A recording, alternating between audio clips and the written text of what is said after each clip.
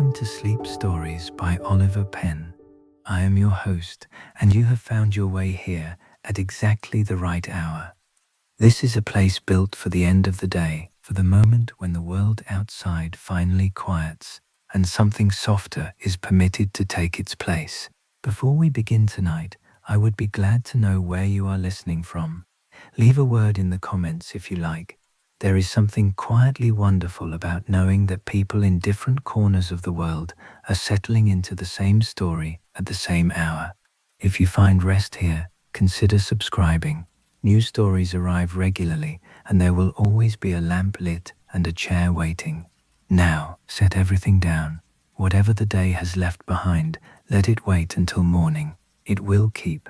Make yourself comfortable. Close your eyes if you are ready, and take one slow breath. Tonight, I will take you somewhere unhurried, somewhere the light is always amber, the rooms are always warm, and the night outside is always still. All you need to do is listen. The village of Hartwell End sat in a fold of the Yorkshire dales, where the road from the market town narrowed to a single lane and then narrowed again, until it was little more than a track between dry stone walls, leading finally to a scatter of stone houses gathered loosely around a church and a green. It was the kind of village that did not appear on most maps with any particular emphasis, a place a person passed through on the way to somewhere else, unless the place they were going to was Hartwell End itself. At the far edge of the village, where the lane curved away from the green and began its climb toward the open moor, the land fell into the particular stillness of deep December. The fields beyond the last houses lay under a covering of old snow, crusted now from several days without fresh fall. The dry stone walls that divided one farmer's land from another rising from the white in long grey-black lines that ran up toward the moor and disappeared, eventually, into the low grey weight of the winter sky. The trees that marked the field boundaries, hawthorn mostly, with the occasional ash, stood bare and black against the white, their branches holding small accumulations of snow in the crooks where branch met trunk, a fine intricate decoration that the wind had not yet disturbed. The light at this hour, mid-afternoon in the deepest part of a Yorkshire December, carried the particular quality that belonged only to this season and this latitude, not bright, never quite bright, even at noon, but a kind of luminous grey that seemed to come from everywhere at once, rather than from any single visible source, the low sun somewhere behind the cloud cover, doing what work it could without ever quite breaking through to declare itself directly. It was a light that made shadows soft and indistinct, that flattened the landscape into something closer to a drawing than a fully dimensional place, and that would, within another hour or two, begin its slow surrender to the early dark that arrived at this time of year, well before any clock would have called it evening. The cold had a particular character too, here at the edge of the moor, not the damp penetrating cold of the valley towns further south, but something drier and more honest, a cold that came directly off the high ground and asked nothing of a person except to be properly prepared for it. The smoke from the village chimneys rose in thin straight columns into the still air, evidence of fires well tended against a cold that showed no immediate sign of relenting, the small domestic proof of households going about their December business behind walls of grey gold stone that had weathered a great many such Decembers before this one, and would weather a great many more after. It was into this landscape, this particular hour of grey winter light, that the cottage at the edge of Hartwell End sat with the settled patience of a building that had occupied its exact spot for longer than anyone now living could properly remember, its stone walls and slate roof holding their ground against the moor wind with the same quiet stubbornness that characterized everything else in this corner of Yorkshire that had learned, across generations, exactly what winter required and exactly how to meet it. Margaret Aldric was 71 years old, and she had lived in the cottage at the edge of Hartwell End for the whole of her adult life, first as a young bride of 23, brought there by a husband eager to show her the home he had prepared, and then, for the considerably longer span of 40 years since his death, as a widow who had built around herself a life of careful, deliberate, self-sufficient order. Her days followed a pattern that had, over the decades, worn itself into something close to ritual. Not rigid, exactly. She allowed herself the flexibility that any sensible person required, but consistent enough that a person who knew her well could have predicted, with reasonable confidence, what she would be doing at almost any hour of any given day. She rose before the proper light, dressing in the cold dark of a bedroom she had never seen the sense in heating for sleep alone, and went down to coax the kitchen fire back from its overnight coals. She made her tea and ate her porridge, prepared according to principles inherited from her mother and applied, for 4 decades now, in a kitchen that had been her husband's before it became simply her own. She went out to the Glasshouse, regardless of weather, because the roses required tending, and Margaret was not a woman who allowed weather to dictate what required tending. The rhythm of her afternoons varied somewhat more, shaped by the particular small tasks that any household required: mending, correspondence, the preparation of meals that needed less elaborate effort now that she cooked only for herself, the occasional walk into the village proper for an errand, or a brief exchange of news with one of the handful of neighbors she had known for the whole of her widowhood.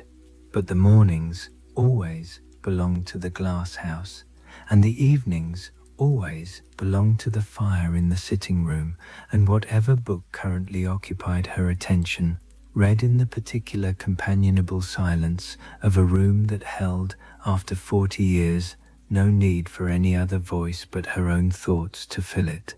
She was not, she would have said, if anyone had asked her directly, an unhappy woman. The solitude of her life had been chosen in its essential shape, even if the circumstances that had necessitated the choice had not been chosen at all. Edmund's death had come without her consent or preparation, a sudden cruel turn in what she had expected to be a long shared life, and the 4 decades that followed had been built, brick by careful brick, out of the wreckage that his absence had left behind. But built they had been, and the structure that resulted, however different from the life she had once imagined, had its own integrity, its own settled grace, that Margaret had come, over the years, to value rather than merely endure. She moved through her cottage with the particular ease of long familiarity, her body knowing, without conscious thought, exactly how many steps separated the kitchen door from the bottom of the stairs, exactly which floorboard in the upstairs hall complained beneath weight, and which did not, exactly how the morning light fell across the sitting room at different seasons of the year. This was, she sometimes thought, one of the genuine compensations of a long life lived in one place. Not happiness exactly, not in any dramatic sense, but a kind of deep physical knowledge of one's surroundings that amounted, in its quiet way, to something close to peace. The cottage itself held, in its small rooms, the accumulated evidence of 4 decades of a particular kind of solitude. Not loneliness, Margaret would have been careful to distinguish, though she understood that from the outside the distinction might not always be visible to someone who had not lived it from within. In the sitting room, on the mantelpiece above the small grate, stood a clock that Edmund had wound every Sunday evening for the 11 years of their marriage, its mechanism still keeping faithful time after half a century of service, the same gesture of winding continued by Margaret's own hand every Sunday since his death. the habit passing across the boundary of his absence without interruption, as though the clock itself required no informing that anything fundamental had changed in the household it served. Beside the clock sat a small framed photograph, one of the few that had been made in the early years of their marriage, before the expense and inconvenience of photography had come to seem an indulgence rather than a necessity worth the occasional splurge. A young man with a direct, open expression, his hand resting with evident pride on the back of a chair, and beside him a young woman who had not yet learned to compose her features for the deliberate stillness the camera required, her face caught instead in an expression of simple, unguarded happiness that had never quite faded from Margaret's memory of how it had felt to be that particular young woman, on that particular day, with that particular future stretching ahead of her, vast and unknown and full of promise. On the bookshelf beside the fireplace, Edmund's volumes remained exactly where he had left them. Works on agricultural improvement, on the management of livestock through hard winters, on the natural history of the dales that had been his particular quiet passion, the kind of reading a man did in the evening hours when the farm work was finished and the fire was warm, and a quiet hour with a book seemed the proper close to a long day's labor. Beside these, Margaret's own collection had grown over the decades, novels mostly accumulated one at a time from the small lending library in the market town, read and reread across the long solitary evenings of 40 winters. The two collections had never quite merged into one undifferentiated whole, sitting instead side by side on the same shelf, each maintaining the particular shape of the person who had assembled it, as though some part of Margaret had wanted to keep visible, even now, even after 40 years, the precise contours of what had belonged to him. In the kitchen, a chair remained at the table in its accustomed place, Edmund's chair, though no one had called it that aloud in decades, the designation having become, over the years, simply a fact understood, rather than a phrase requiring active utterance. It was not used in any regular sense, but neither was it exactly preserved as some sort of shrine to his memory. It was simply there, occupying its place at the table, the way it had always occupied that place, the small daily habit of leaving it undisturbed, continuing long after any active decision to preserve it had passed into something closer to simple, unexamined custom. Throughout the house, in dozens of small particulars, a mended chair leg, a window catch he had fashioned himself when the original had broken, the particular arrangement of the garden tools in the small shed off the kitchen, Edmund's presence remained legible to anyone who knew how to read it, not as a haunting, Margaret would have insisted, but as the simple, ordinary residue that any well-loved person left behind in the physical spaces of a life they had helped to build, evidence not of a ghost, but of a foundation, the patient accumulated proof of a marriage that had ended in death, but had not, in any meaningful sense, ended in absence. Behind the cottage, where the garden ran back toward the greystone wall that marked the boundary with the open moor beyond, stood a second structure entirely distinct in character from the grey stone simplicity of the house itself, a glass house, modest in scale, perhaps 20 feet in length, its lower courses built of the same weathered stone as the cottage, but rising above into a framework of iron and glass that caught and held the winter light in a manner the solid walls of the house could not. From the lane, on a clear December afternoon, a person passing might have noticed it without quite registering what they were seeing. A small warm glow visible through the panes even in the grey daylight, more apparent still as the early dark gathered and the structure's interior light became, against the deepening blue-black of the winter evening, a small steady beacon at the edge of the village, distinct from the warm orange of the cottage's own windows, but related to them somehow, as though the two buildings shared a single source of warmth, divided between two purposes. What exactly burned within it, to produce both the light and whatever heat sustained it through the coldest months of the Yorkshire year, was not immediately apparent from the outside, and the structure had acquired, over the 4 decades of its operation, a certain mystery in the eyes of those villagers who had not been given the particular explanation that its owner reserved for occasions she judged worthy of the telling. The Glasshouse simply was, in the understanding of most of Hartwell End, a fixture of the landscape, like the church or the green, a known fact about the widow Aldric's property that did not require further investigation, though it had, in its early years, prompted a certain amount of curious speculation among the village's older residents, speculation that had gradually faded over the decades into the comfortable incuriosity that long familiarity eventually produces about even the strangest of neighborly habits.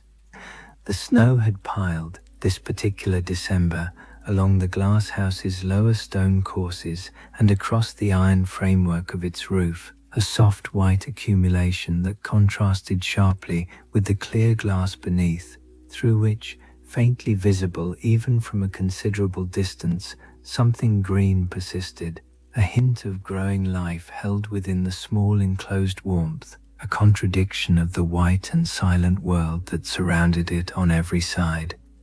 A careful observer, passing close enough and pausing long enough to truly look, might have noticed something more particular still, not merely the general impression of warmth and green persistence, but the suggestion, glimpsed through the slightly fogged lower panes where the warm interior air met the cold glass, of color, not the uniform green of foliage alone, but something richer, deeper, a hint of red that seemed, in the failing afternoon light, almost too vivid to belong to the depths of a Yorkshire winter at all. But such observation required a particular kind of attention that few in Hartwell End thought to give the widow's Glasshouse, accustomed as they had become, across 4 decades, to its quiet, unexplained presence at the edge of the village, a small, persistent mystery that had settled, over the years, into the comfortable category of things simply accepted rather than questioned, until the particular December evening when a stranger to the village, lost and cold and unfamiliar with the accumulated understanding the locals had long since stopped examining, would find herself standing before that same small glow of warm light in the gathering dark, and would, for the first time in a very long while, ask the question that no one in Hartwell End had thought to ask in years: what is that light, and why does it burn so steadily in the very depth of winter, when every reasonable expectation suggests that nothing within it should be growing at all? The snow that had been threatening Hartwell End since early afternoon began in earnest sometime after 2 o'clock. The loose scattered flakes that had drifted down through the grey morning thickening, by mid-afternoon, into something more purposeful and considerably more dangerous to anyone caught unprepared upon the open roads. Eliza Marsh had not been prepared for it. She had come to Hartwell End only 3 days before, engaged to take up the post of village schoolmistress beginning after the new year, and she had spent this particular afternoon calling on the Reverend Whitlock to discuss arrangements for the schoolroom, its current state of repair, the books and materials that might be required, the small practical details that a new teacher needed to settle before the responsibility of actual pupils descended upon her. The visit had run longer than she had anticipated, the Reverend proving a generous conversationalist on the subject of village education, and by the time Eliza had taken her leave, the light snow of the morning had thickened considerably, and the wind, which had been a mild and unremarkable presence throughout the earlier hours, had begun to rise with an intensity that should, perhaps, have warned her against attempting the walk back to her lodgings without proper preparation. She had set out regardless, judging the distance manageable and the weather, at the moment of her departure, still within the bounds of what she had experienced of Yorkshire winters in her previous post near York, a judgment that proved, within a quarter of an hour, to have been seriously mistaken. The wind off the moor carried a force she had not anticipated, driving the now heavy snow nearly horizontal across the lane, reducing visibility to a matter of mere feet. The familiar landmarks she had used to orient herself on her walk to the Reverend's house, now rendered entirely unrecognizable beneath the accumulating white and the swirling confusion of the storm.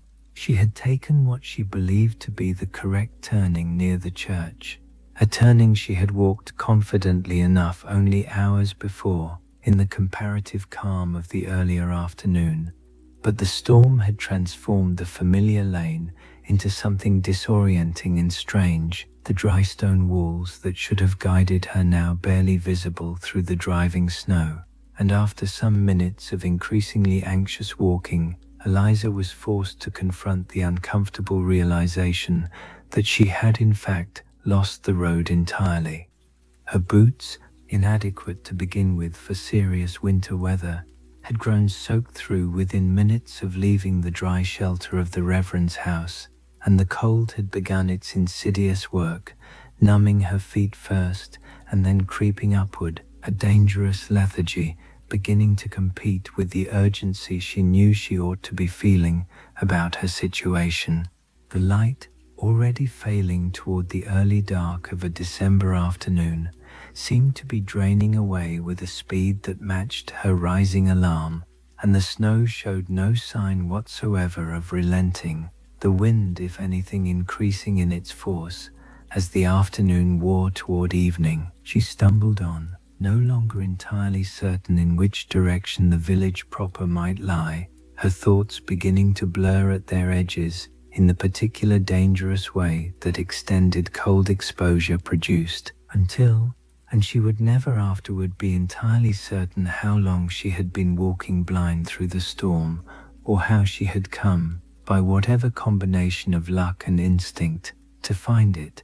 A small warm light appeared ahead of her in the driving white confusion, low and steady, the unmistakable glow of a window with a fire burning behind it. She made for the light with the last of her organized strength, stumbling through drifts that had grown, in this particular stretch of unprotected lane, considerably deeper than elsewhere, and arrived, finally, at a low stone wall and a gate, and, beyond it, a cottage door, toward which she made her way with the single-minded desperation of someone who understood, somewhere beneath the numbing cold, that this represented her best and possibly only chance of shelter before the storm's full danger overtook her entirely. Margaret had been sitting before her sitting-room fire, a book open in her lap, though she had read little of it in the past half-hour, her attention drawn repeatedly to the sound of the wind rising outside, a sound she recognized from 40 winters of careful attention to Yorkshire weather as the particular voice of a storm settling in for a hard night's work. She had gone out once already in the late afternoon to check the Glasshouse stove, satisfied herself that it would hold steady through whatever the evening brought, and had returned to her fireside with the settled expectation of an entirely uneventful evening, the kind of evening that comprised the great majority of her winters, quiet and self-contained, herself and a book, and the fire and the storm doing what storms did beyond her well-sealed walls. It was just past 6 o'clock by the small clock on her mantelpiece when the knock came. She set down her book in genuine surprise, her first instinct being simply to question whether she had heard correctly. A knock at her door on a night like this seemed, on its face almost impossible. The storm surely sufficient to keep any sensible person within whatever shelter they had already secured. But the knock came again, more insistent, 3 sharp raps that carried clearly even through her thick old door, and the rising howl of the wind, and Margaret rose at once, smoothing her skirt with the brisk efficiency of a woman who did not waste time questioning circumstances that required immediate action regardless of their improbability. She crossed to the door and opened it to a wall of cold and blowing snow, and standing within that wall, half obscured by the dark and the storm, was a young woman she did not recognize, swaying slightly where she stood, her dark traveling coat entirely inadequate to the weather it had been asked to endure, her face reddened with cold beneath a hat gone askew, snow caught thick in dark curls that had escaped whatever pins had once secured them.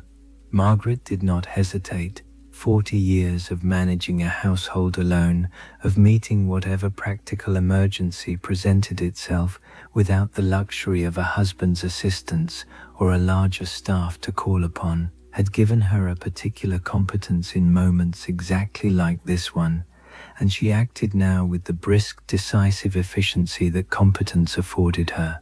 "Come in," she said, already stepping back from the door to make room.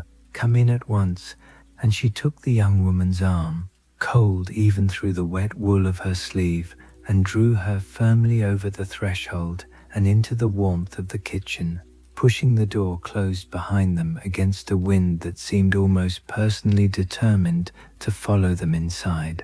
The young woman stood just within the door, dripping melting snow onto the stone floor in a small spreading puddle, looking around her with the particular dazed expression of someone arriving abruptly from genuine danger into unexpected safety, the transition too sudden for her cold-numbed mind to properly process. Margaret took her measure with a single practiced glance.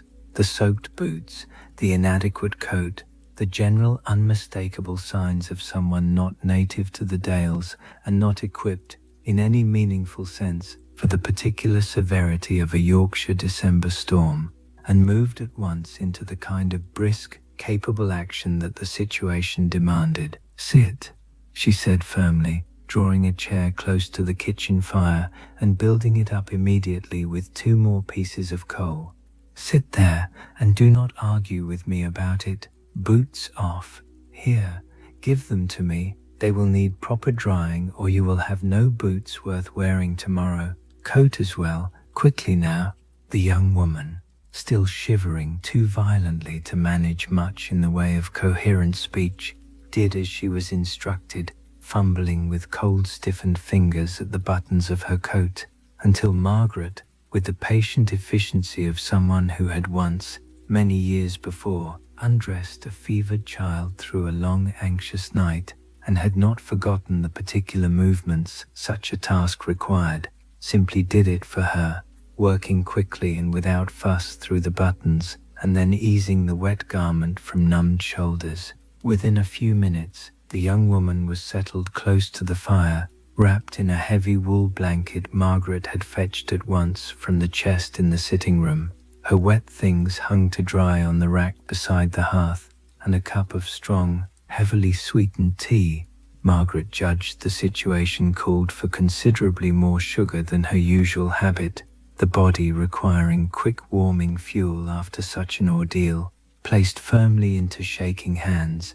It took perhaps a quarter of an hour before the violent shivering eased sufficiently to allow for proper conversation, and Margaret spent the time in the brisk practical business of assessing what further care might be needed, checking the young woman's hands and feet for any sign of frostbite that might require more serious attention than warmth and tea alone could provide, satisfied finally that the danger, while real, had not progressed beyond what a warm fire and a night's proper rest would adequately address.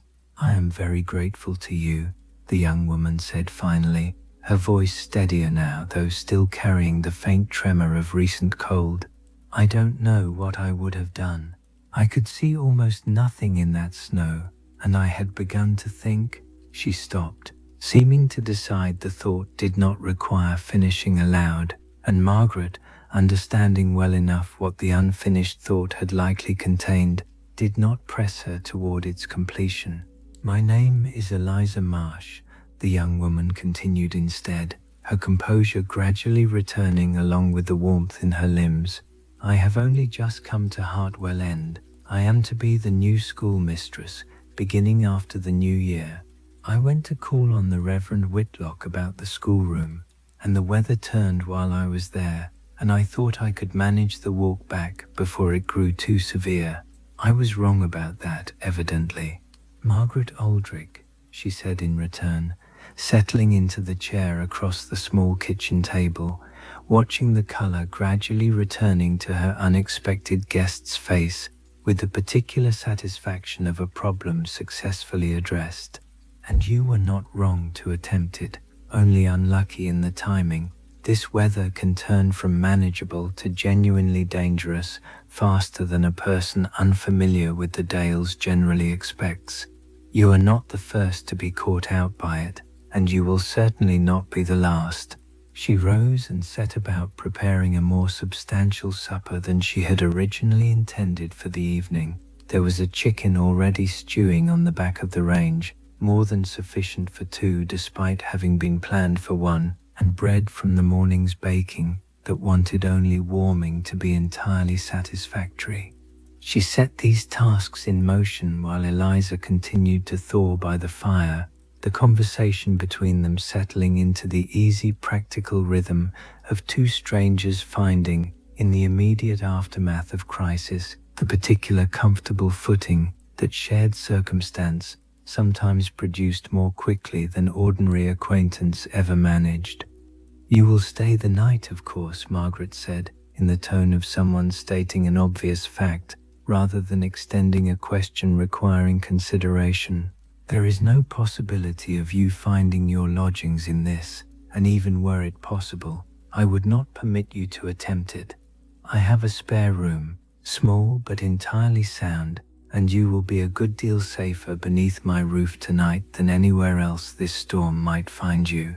It was some time after the supper things had been cleared away, and the two women had settled into the chairs before the sitting room fire, Eliza now properly dry and considerably warmer, though still wrapped in the borrowed blanket out of evident comfort rather than continuing necessity, that the young schoolmistress first noticed it. "What is that smell?" she asked, lifting her head slightly, an expression of genuine puzzlement crossing features that had, over the course of the evening, gradually relaxed from their earlier strain into something more settled and curious. "It's been there since I came in, I think, but I was too cold to properly notice it before now. It's something like—" She paused, searching carefully for the precise word, "roses. But that surely can't be right. Not in December, not in this weather."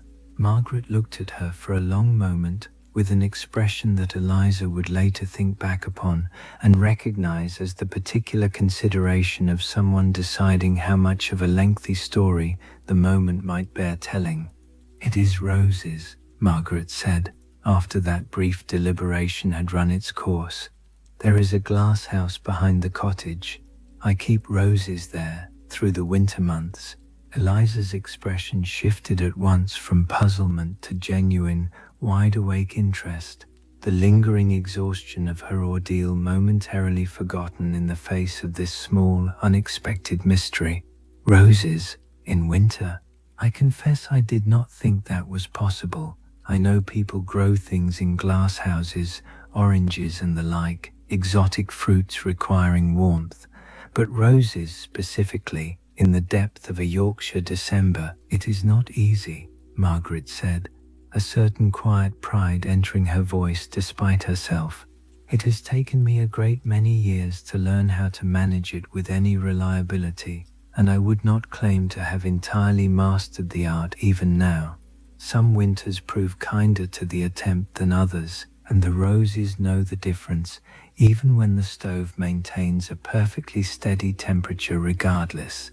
But yes, There are roses out there at this very moment, flowering in the midst of this storm, while the snow piles against the glass. Eliza sat with this information for a moment, looking toward the kitchen window, beyond which, invisible now in the full dark and the driving snow, the glass house stood somewhere at the bottom of the garden with its small persistent light. There seemed to her something almost magical in the idea. Flowers, blooming in defiance of the season, tended through a storm exactly like the one that had nearly cost her dangerous exposure on the open lane. "May I ask why?" she said finally, with the particular directness that her recent ordeal, or perhaps simply her natural temperament, seemed to have stripped of its usual social caution. "It seems like a very great deal of effort to maintain such a thing, for flowers that could simply wait, as flowers generally do, for the proper season of June." Margaret did not answer at once. She sat for a moment in the firelight, her expression unreadable, and Eliza, watching her, sensed that she had perhaps asked a question larger than she had intended, touched upon something that the older woman held with rather more weight than the casual curiosity of the question itself had suggested. "That," Margaret said finally, her voice carrying a new and careful gravity, "is rather a long story, longer, I think, than this present hour allows properly for telling, and you have had quite enough excitement for one evening without my adding to it a tale that I have not told in full to anyone in a very long time. But you are staying the night, and tomorrow, if you would like, and if the weather permits a proper viewing of the glass house in daylight, I will tell you the whole of it. For now, I think you would benefit more from rest than from an old woman's long history." The fire shifted in the grate, and outside, the storm continued its work, and Eliza, despite her evident curiosity, found herself agreeing readily enough. The day's exhaustion, now that the immediate crisis had passed, beginning to assert itself with an insistence that made the prospect of her bed, however small and unfamiliar, suddenly very appealing indeed. The fire had burned down to a steady, comfortable glow by the time Eliza, somewhat restored by sleep's brief promise and a second cup of tea, found herself drawn back into conversation rather than retiring at once to the spare room as Margaret had originally suggested. The storm outside showed no sign of abating, the wind finding new voices in the old chimney, and there seemed, in the particular hour that had settled over the cottage, an unspoken agreement between the two women that the night was not yet ready to end in silence. "Tell me about the village," Eliza said, curling more deeply into her blanket, the question carrying less urgency than her earlier inquiry about the glass house, but no less genuine an interest. "I have been here only 3 days, and I confess I know almost nothing of the people I am to spend my coming years among." Margaret considered this with evident pleasure, the particular pleasure of a long-time resident, given the opportunity to introduce a place she loved to someone newly arrived within it. She spoke of the Reverend Whitlock, whom Eliza had already met, and of his wife, a formidable woman with strong opinions about the proper management of the church flowers. She spoke of the Crowther family, with whom Eliza was to lodge, old established farmers whose roots in Hartwell End ran back further than anyone could properly trace. She spoke of the blacksmith and his wife, of the woman who kept the small shop by the green, of the particular rhythms of village life that unfolded across the seasons, the church fete in summer, the harvest celebrations in autumn, the quiet contracted intimacy of winter when the whole community drew inward against the cold. "You will find them reserved at first," Margaret said, "but not unkind. Yorkshire people generally require time before they extend their full warmth to a newcomer, but once extended, that warmth tends to prove rather more durable than the quicker friendliness one sometimes encounters elsewhere. I was a newcomer myself once, you understand. Edmund brought me here as a bride of 23, and I was not native to these particular dales, having grown up some 20 miles to the east. It took the better part of 2 years before I felt properly accepted, but the acceptance, once achieved, has lasted the whole of my life since. Eliza listened with evident attention, finding in Margaret's words a particular comfort, the suggestion that her own uncertain footing in this new place, the loneliness of arrival that she had been carrying alongside her larger private griefs, was not a permanent condition, but simply a season to be weathered, much as the current storm would eventually pass and give way to calmer weather.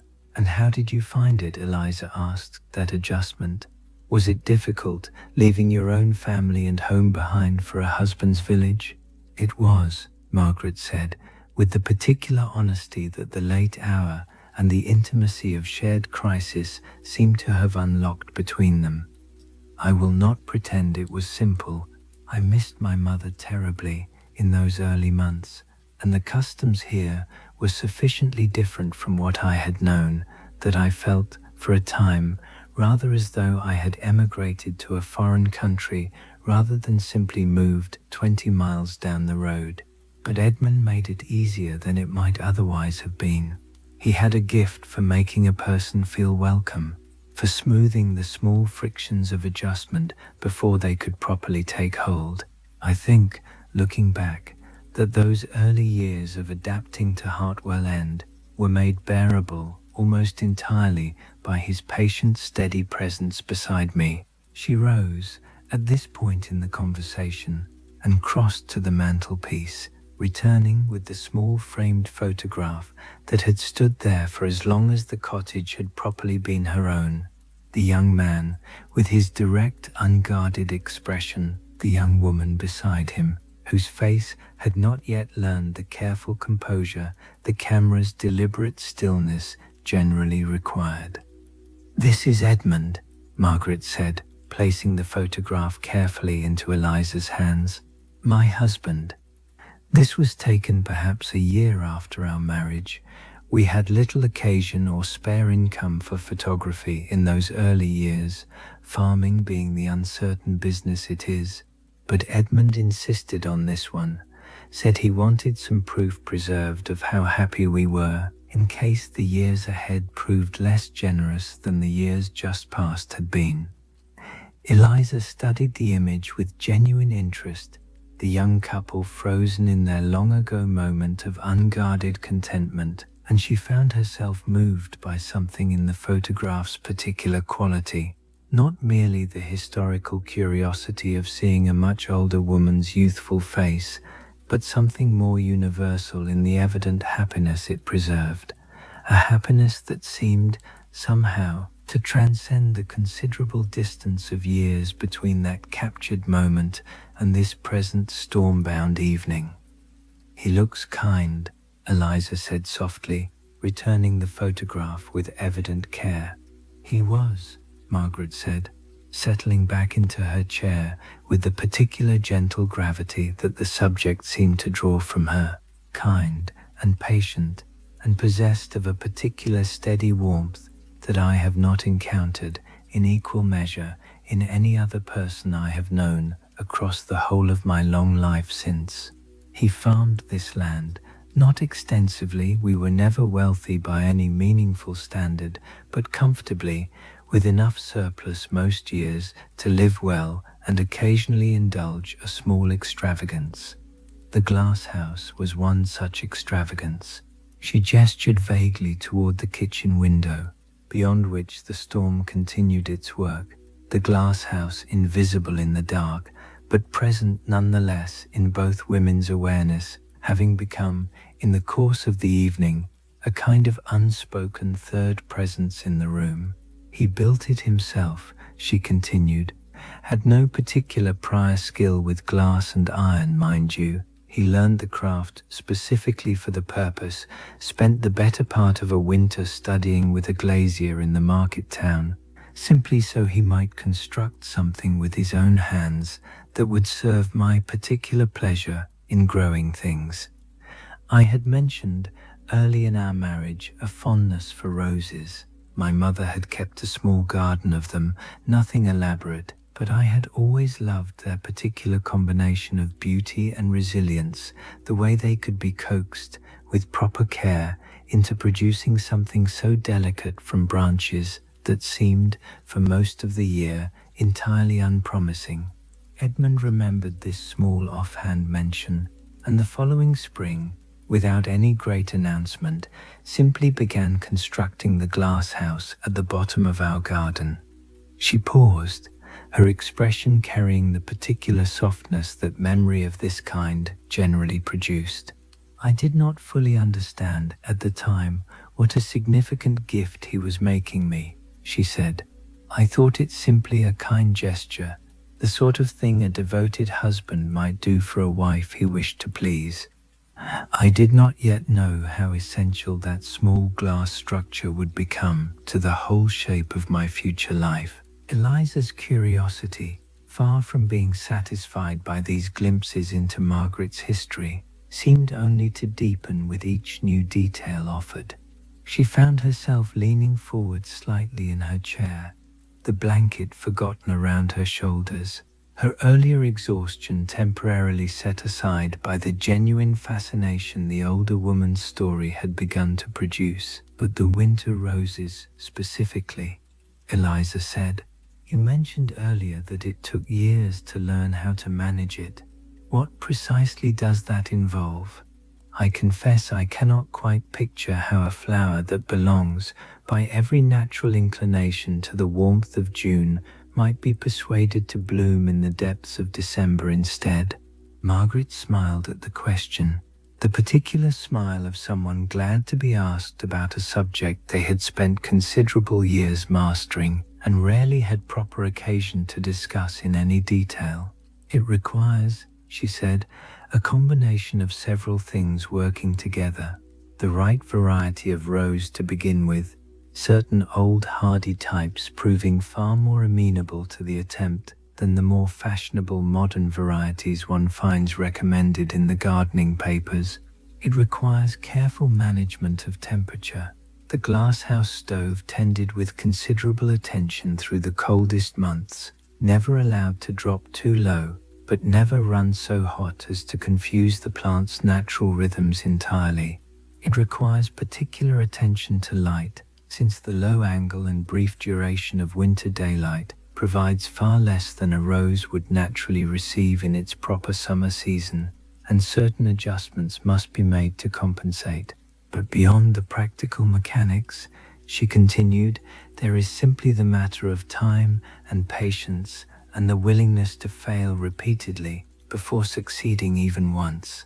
I did not manage it on my first attempt, nor my second, nor even my third.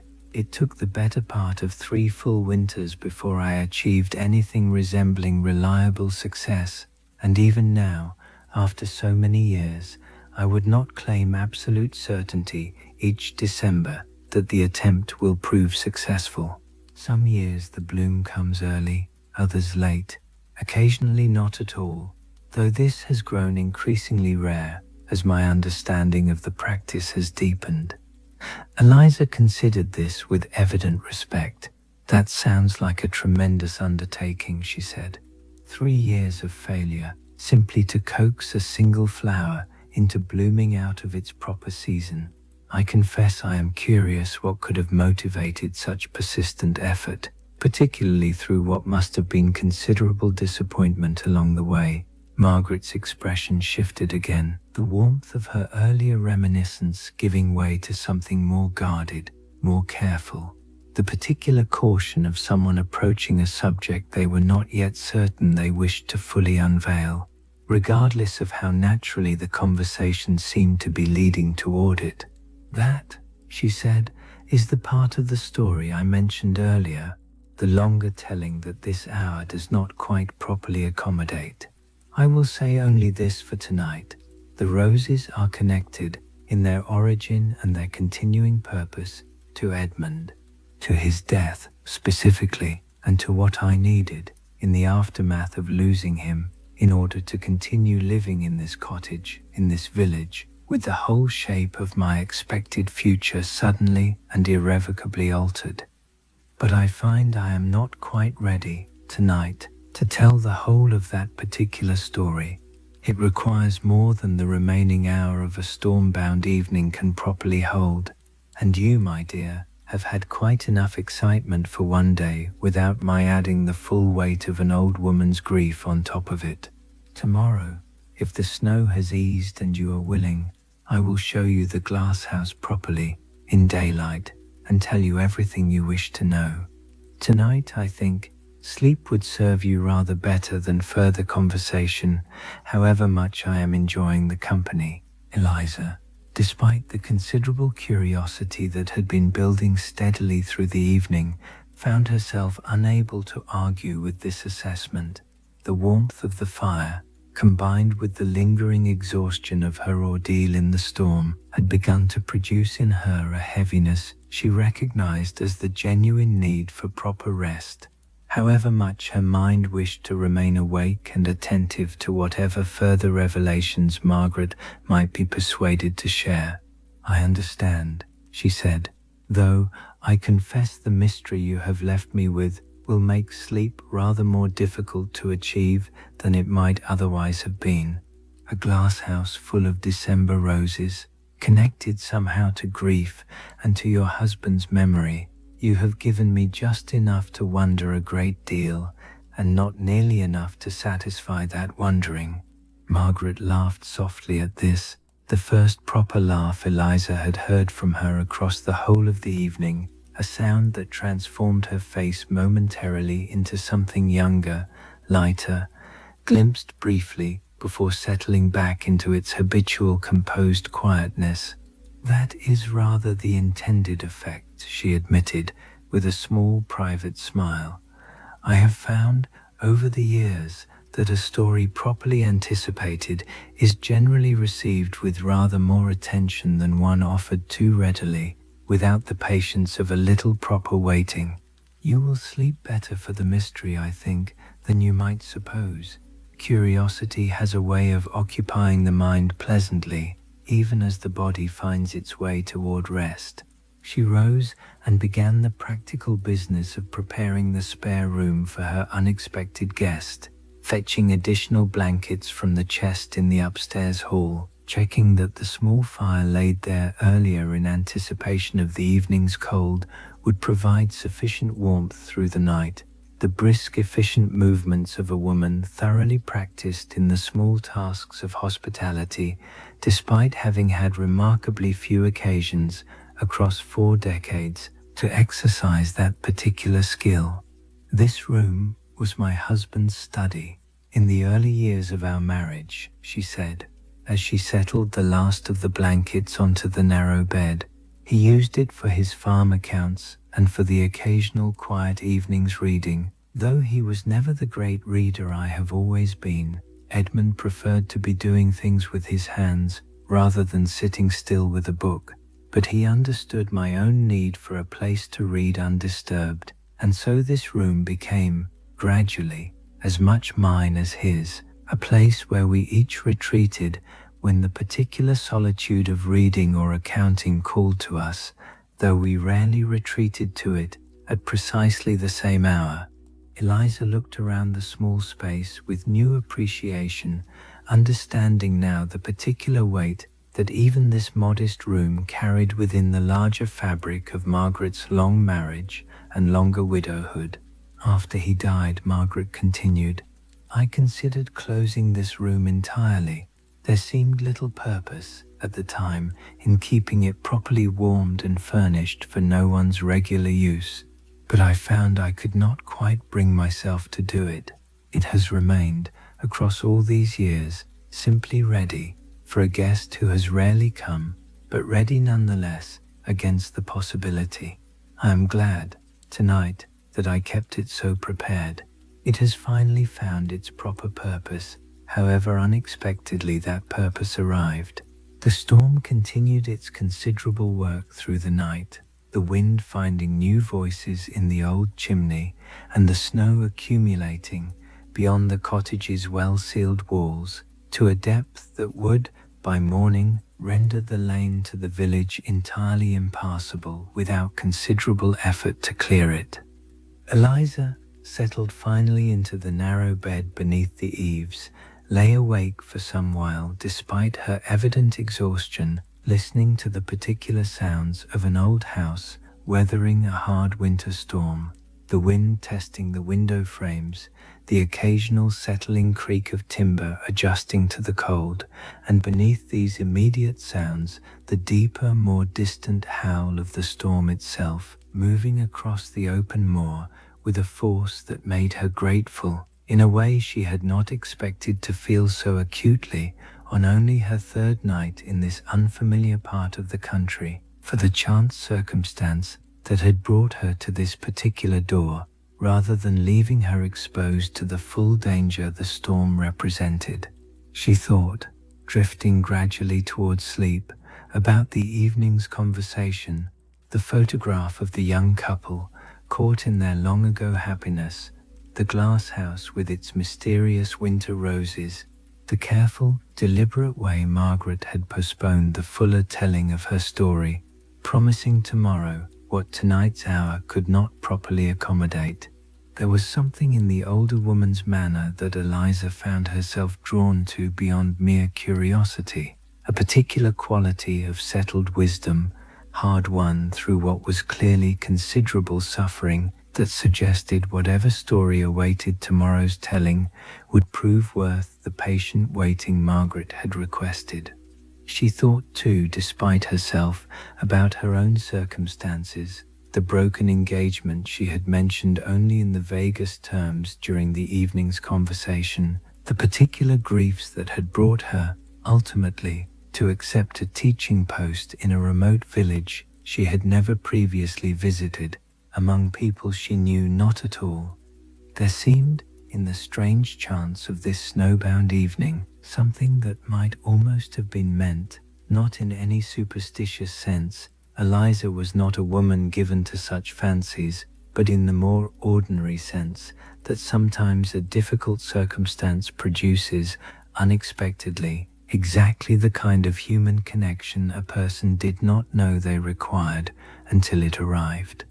Downstairs, Margaret moved through her own preparations for the night with the particular efficient economy of long habit, banking the kitchen fire to hold its heat through the dark hours, checking once more through the window that the glasshouse light remained steady and visible despite the storm's considerable assault on visibility, satisfying herself that the stove there would maintain its careful temperature through whatever the night brought.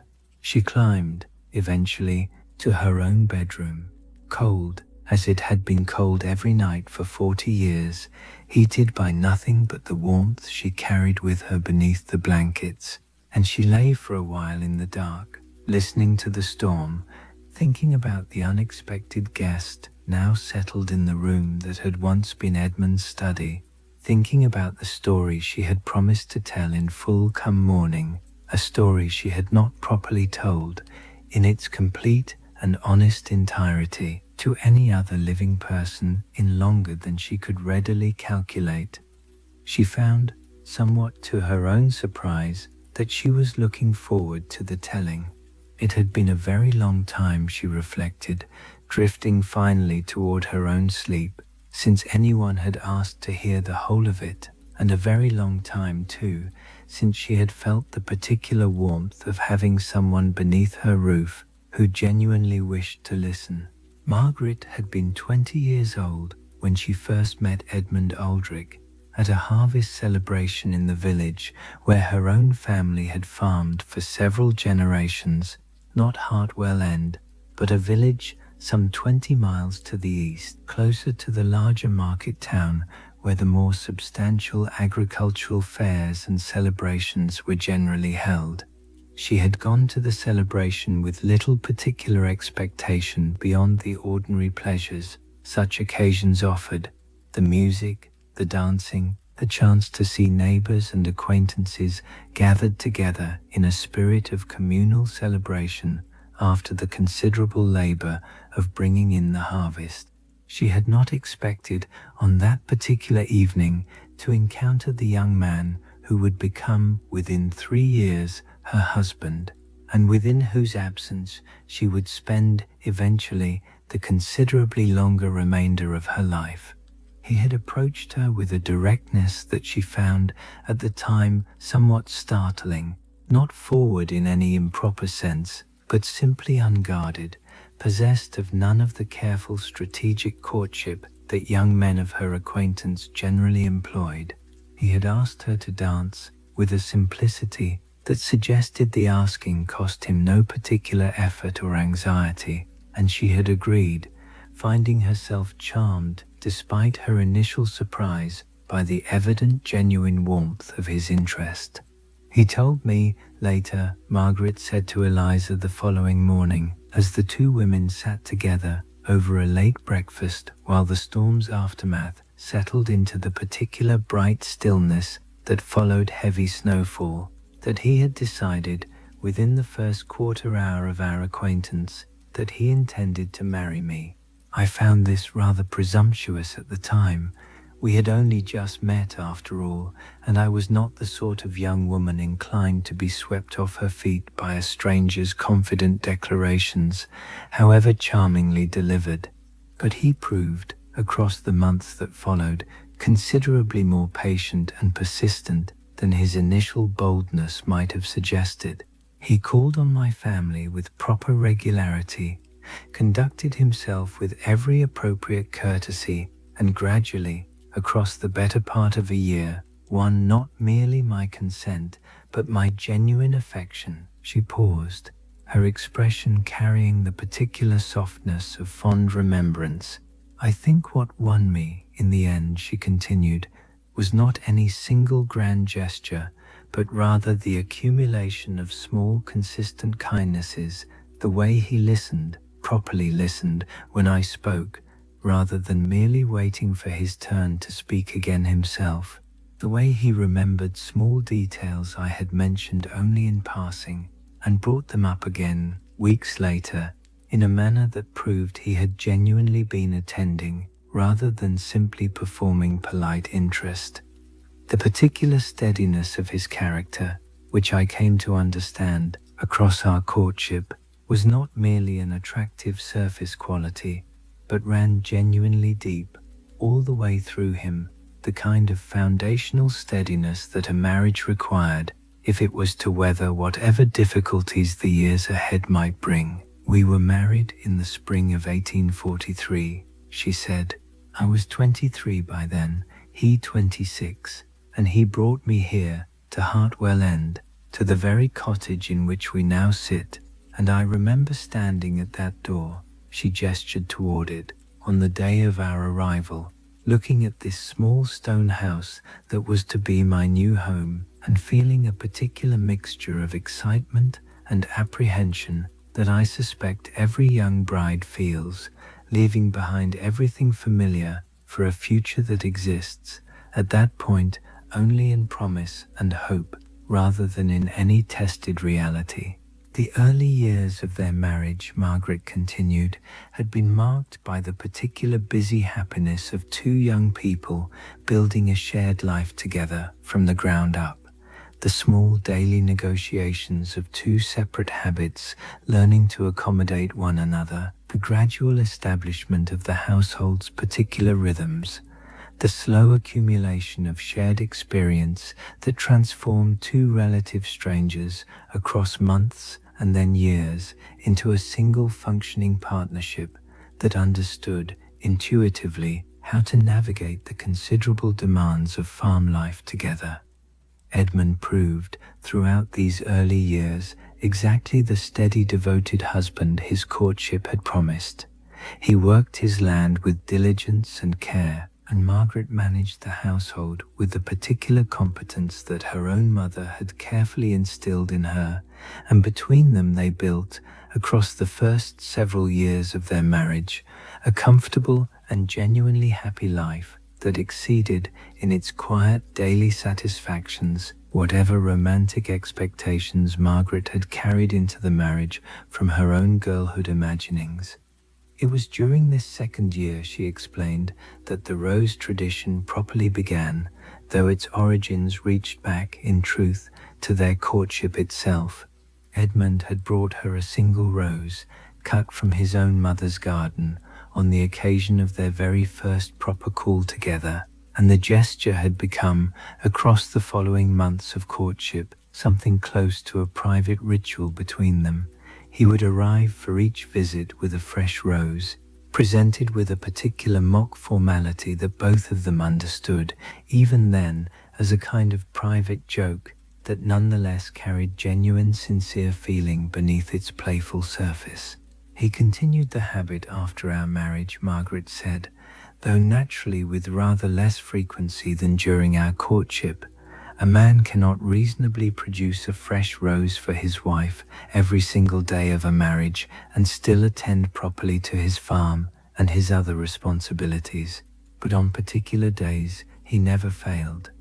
Our wedding anniversary, every year without exception, my birthday likewise, and on occasional days that carried no particular significance beyond the moment's impulse, he would pass a hedge in flower while about his farm work, and something would remind him of me, and he would bring home, that evening, a single rose, presented with the same gentle ceremony he had employed since our very first courtship.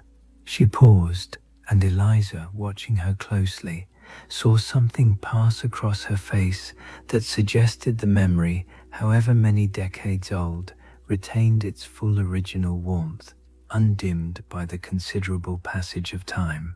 It became, over our 11 years of marriage, one of the small constant proofs of his continued devotion, Margaret said, not grand, not dramatic, but consistent, the particular reliability of a man who, having decided once to love me, continued deciding it again and again, across every season of our shared life, through every small daily renewal that a long marriage requires, if it is to remain genuinely alive rather than simply enduring out of habit or obligation. It was the building of the Glasshouse, in our second year together, that transformed this simple romantic gesture into something larger still, she continued. Edmund, having learned of my fondness for roses specifically, decided that a structure dedicated to their proper cultivation would serve as a fitting expression of the devotion the flowers had already come to represent between us. He spent the better part of that second winter learning the glazier's craft specifically for this purpose, and by the following spring, the glasshouse stood complete at the bottom of our garden, ready to receive whatever roses I cared to plant within it. I did not understand at the time, Margaret continued, her voice carrying the particular weight of hindsight's full understanding, quite how significant a gift Edmund had given me in that glasshouse. I planted it, in those early years, with a modest collection of roses, varieties my own mother had favoured, a few new types I had admired in other gardens, nothing especially systematic or carefully considered, simply the ordinary enthusiasm of a young wife given a beautiful new structure in which to indulge her particular gardening fondness. The roses flowered each summer with the ordinary generous abundance one expects of well-tended bushes given proper soil and adequate sun, and Edmund continued his habit of occasional gift-giving throughout these years. The wedding anniversary rose, the birthday rose, the unexpected rose brought home on some ordinary evening for no particular occasion beyond the impulse of remembered affection. There was one variety in particular, she said, that became, across these years, something of a private signature between us, an old hardy type that his own mother had grown, passed down through at least 2 generations of his family before reaching her garden, and from there, eventually, to ours. It produced a deep, rich red bloom, unlike the more delicate pastels that fashionable gardening then favored, a color the books would have called crimson, but which I came to think of, privately, simply as Edmund's color, because it was the color of that very first rose he had brought me on the occasion of our first proper courtship call, cut from his mother's own garden, with what I later learned had been considerable nervous deliberation on his part, despite the confident manner in which he had presented it. This particular variety, she continued, proved hardier than most of the others I had planted, more willing to be coaxed beyond its ordinary natural season with proper care and attention, though I would not discover this particular quality until considerably later, in circumstances I had never anticipated and would have given a very great deal to avoid entirely.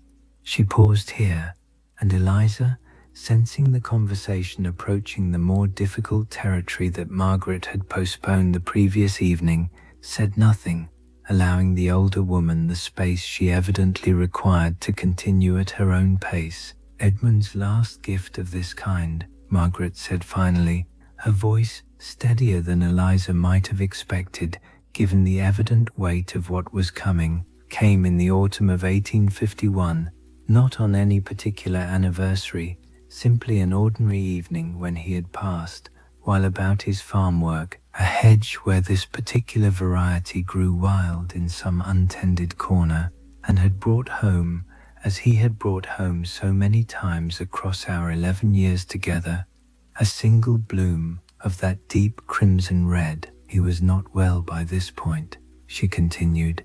"He had been failing for some months. His heart, the doctor eventually told us, though the medical understanding of such matters was considerably less precise in those years than I believe it has since become.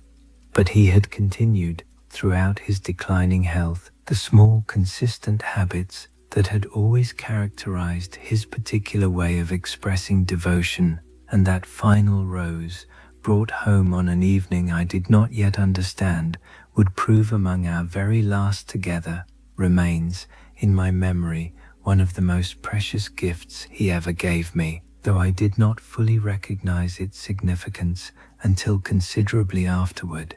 He died on the 14th of December, Margaret said, her voice carrying now the particular careful steadiness of someone recounting a story whose sharpest edges had, across 4 decades, been gradually worn smooth by the patient erosion of time, though never entirely eliminated. In the bedroom upstairs, the very room I still occupy, with myself sitting beside him through the final hours, holding his hand as his breathing grew progressively shallower, and then, finally, simply ceased. He was 37 years old. We had been married 11 years. Eliza, listening, found herself unable to speak, the simple stark facts of Margaret's account carrying a weight that any elaboration would only have diminished. She reached out, instead, and took the older woman's hand across the small kitchen table, a gesture of wordless sympathy that Margaret accepted with evident gratitude, her fingers tightening briefly around Eliza's own before releasing them again to continue her account. "I do not remember, with any great clarity, the days immediately following," Margaret continued. "Grief of that particular intensity has a way of blurring itself in memory, I think, the body and mind protecting themselves, perhaps, from retaining too vivid a record of suffering that might otherwise prove unbearable to recall. I remember the funeral, in fragments. I remember the kindness of neighbors who brought food and offered what comfort they could, though no comfort in those first weeks seemed to penetrate the particular numb shock that had settled over me. I remember, most clearly of all, the sheer strange wrongness of continuing to exist, to breathe, to perform the ordinary daily functions of living, when the man who had been the very center of my existence for 11 years had simply, irrevocably, ceased to be present in the world at all." She paused, looking toward the window, beyond which the bright aftermath of the storm cast everything in a particular hard, clean brilliance, the snow reflecting sunlight with an intensity that seemed, in this moment of difficult remembrance, almost cruelly cheerful against the weight of what she was describing. I considered, in those early weeks, leaving Hartwell End entirely, she admitted, returning to my own family, to the village of my girlhood, where I might find some comfort in familiar surroundings and the support of relatives who had known me before my marriage. But I found, when it came to the actual decision, that I could not bring myself to leave this cottage, this garden, this particular small corner of Yorkshire that Edmund and I had built our shared life within. To leave felt, somehow, like abandoning him. Abandoning the 11 years of memory embedded in every room, every worn floorboard, every small physical trace of his presence that remained, even after his death, woven throughout the fabric of our home. So I stayed, she said simply. I do not know, even now, whether that was entirely the wisest decision. There were certainly lonely years that followed, particularly in that first difficult decade, when the absence of his daily presence ached with a sharpness that seemed, on the worst days, almost physical in its intensity. But I stayed, and across the years that followed, I gradually built, from the wreckage of what his death had left behind, a life that I have come, eventually, to value in its own right, distinct from but not entirely separate from the marriage that preceded it. It was that December, she continued, the December immediately following his death, the first December I faced without him, the anniversary of his passing already looming before I had even properly begun to process the loss itself, that the roses began their second, far more significant purpose in my life. I remember, Margaret said, continuing her account as the morning light strengthened beyond the kitchen window, standing in the Glasshouse on a particularly bleak afternoon in early December of that first terrible year, looking at the bare dormant bushes that had, only months before, produced their ordinary generous summer abundance, and feeling a sudden, almost desperate need that surprised me with its intensity. I could not bear, she explained, the thought of that approaching anniversary, the 14th of December, now forever marked as the date of his death, rather than simply an ordinary winter day, arriving with no rose to mark it. It seemed, in the particular irrational logic that acute grief often produces, as though the whole of nature itself ought to acknowledge what had happened, ought to offer some small tribute to the magnitude of what I had lost, and the absence of any rose, any flower at all, in the depth of that approaching winter felt, somehow, unbearable, as though his death required this further confirmation, this final proof that everything good and beautiful had simply withdrawn from the world along with him. I did not think this through with any great rationality, you understand, she added, glancing at Eliza with a small wry expression that acknowledged the evident strangeness of the impulse she was describing.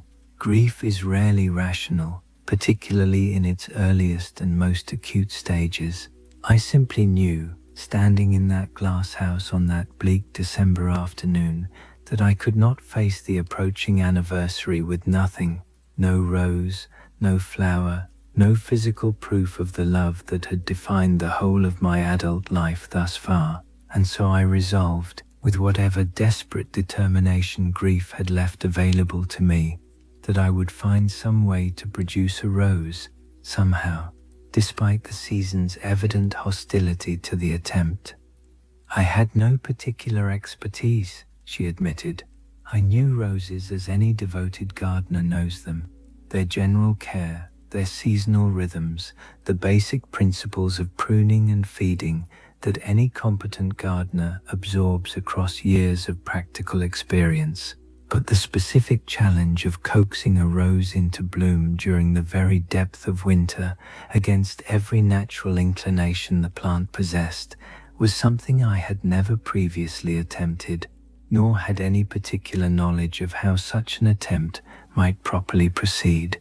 I consulted what books I could find, she continued, though the gardening literature of that era offered relatively little specific guidance on the particular challenge I had set myself.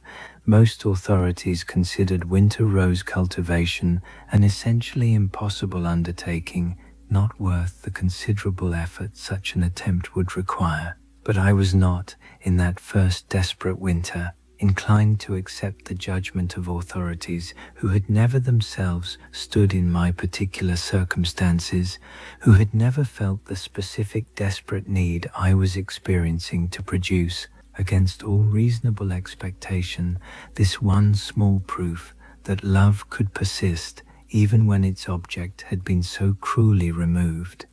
So I began, she said simply, with considerable ignorance, with no certainty of success, with nothing beyond stubborn grief-fueled determination to guide my efforts. I selected the hardiest variety I possessed, that same deep crimson rose that Edmund had favoured throughout our marriage, the variety his mother had originally grown, and I began, that first terrible winter, my long education in the particular art of winter rose cultivation. That first attempt failed, Margaret said, her tone carrying now a certain rueful acknowledgement of her early inexperience. I knew nothing of proper temperature management, nothing of the particular adjustments to light and water that winter cultivation required, and the bush I had selected, subjected to my well-meaning but fundamentally misguided early efforts, simply declined through that first winter without producing anything resembling a proper bloom. The 14th of December arrived that year, with nothing to show for my desperate efforts beyond a struggling, unhappy plant and my own renewed grief at having failed even in this small symbolic gesture. But I did not give up, she continued. If anything, that first failure only strengthened my determination. I had set myself this particular task in the depths of my grief, and abandoning it felt, somehow, like a second abandonment of Edmund himself, an admission that even this small tribute to his memory lay beyond my capability. So I continued, through the following spring and summer, studying more carefully, observing the natural rhythms of my roses with closer attention than I had ever previously applied, gradually building the particular practical knowledge that systematic observation and patient trial eventually provide to anyone willing to persist through repeated failure. The second winter proved somewhat more successful, though still imperfect. I managed, that year, to produce a small bud that showed color but never properly opened, the cold proving, in some particular I had not yet learned to properly manage, too severe for the delicate final stages of blooming.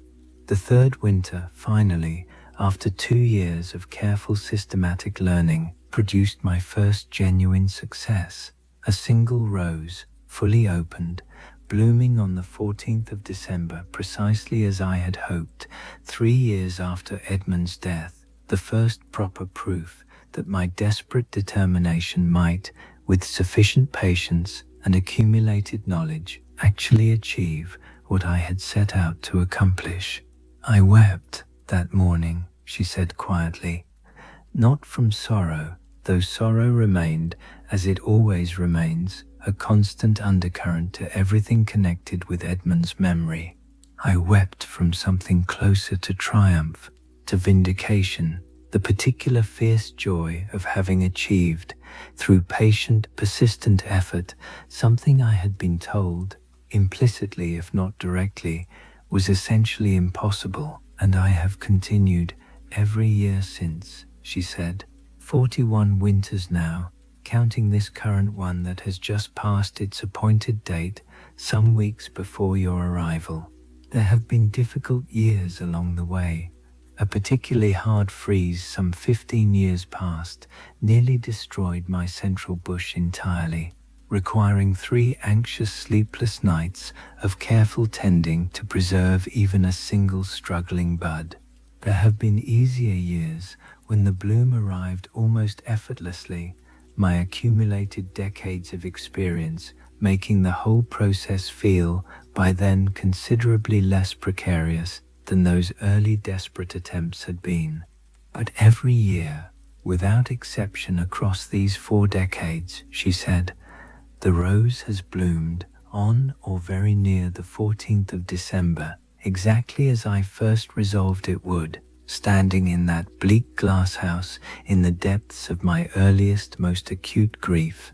It has become, across these many years, considerably more than simply a memorial to that original loss.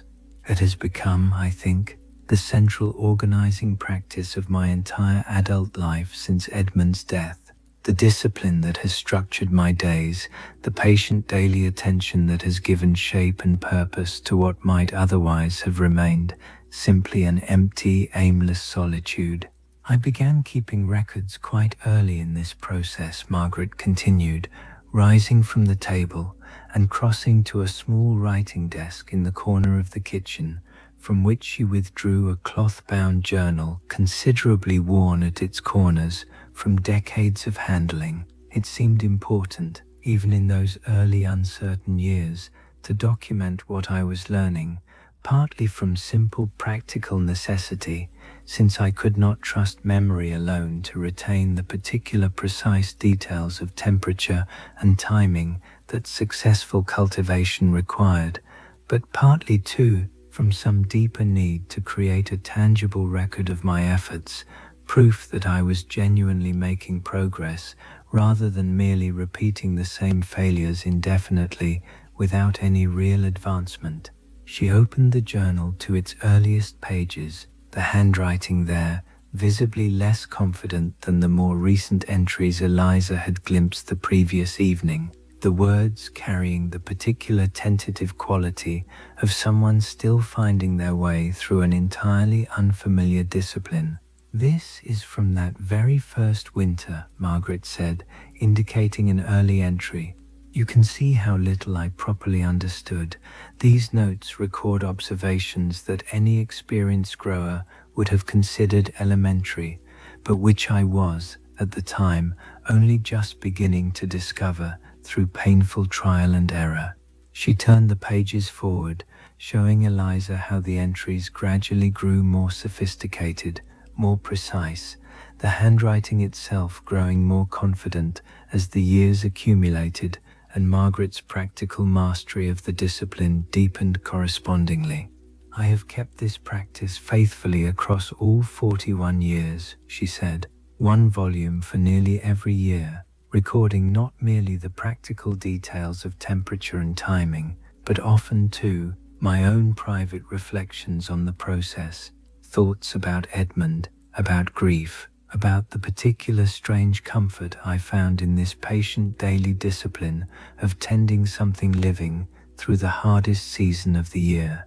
She showed Eliza a passage from perhaps a decade into the practice, the handwriting by then considerably more assured, the content combining practical horticultural observation with something more personal and reflective. It seemed important, somehow, to write it all down, she said, as though the roses themselves required this documentation in order to be properly real, or perhaps, more honestly, as though I needed the physical evidence on the difficult days when grief still occasionally overwhelmed whatever progress I had made, that I was genuinely building something meaningful from the wreckage of my loss, rather than simply marking time in an existence that had lost its central purpose.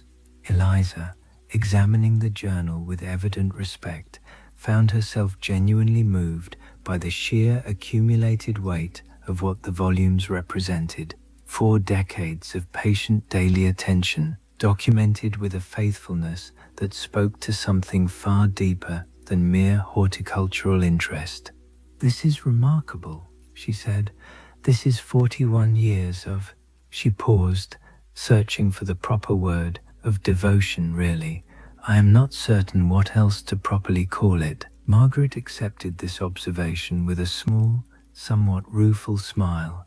It did not feel like devotion in the actual living of it, she said. It felt, in those early years particularly, like simply the only thing I knew how to do, with a love that had nowhere left to properly go.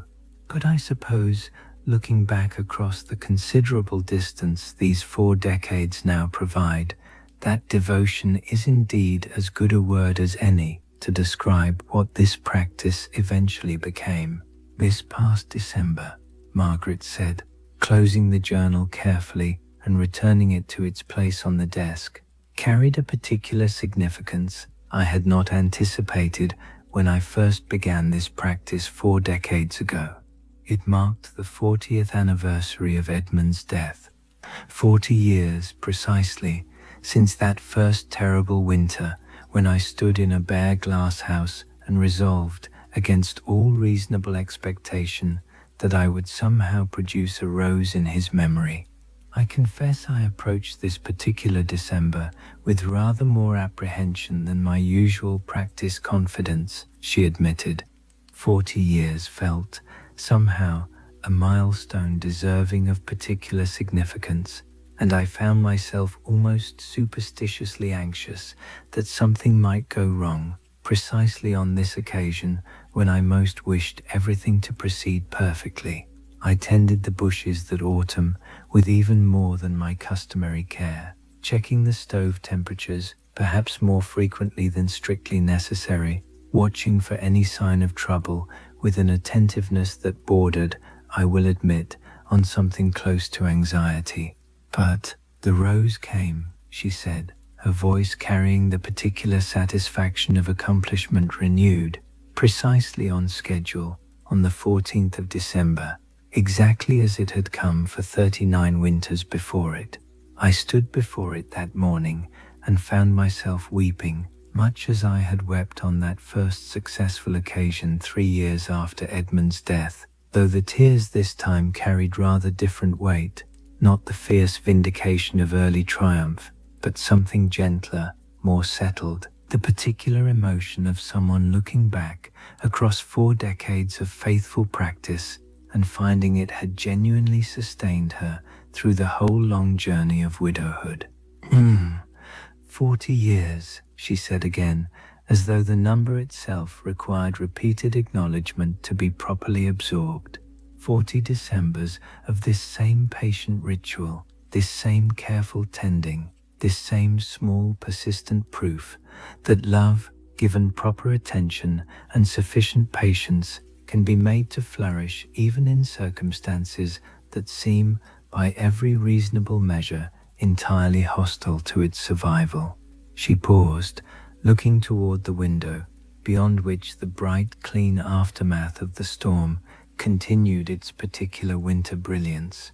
I had wondered, in recent years, whether I might eventually grow too old, too frail, to continue the practice with the same careful attention it required, she admitted. The daily tending, particularly through the coldest weeks, demands a certain physical resilience that I cannot assume will remain available to me indefinitely. But this 40th anniversary, successfully achieved despite my private anxieties, has given me renewed confidence that I might yet continue for some years further, however many years remain available to me. She looked at Eliza with an expression that carried both warmth and a certain careful significance.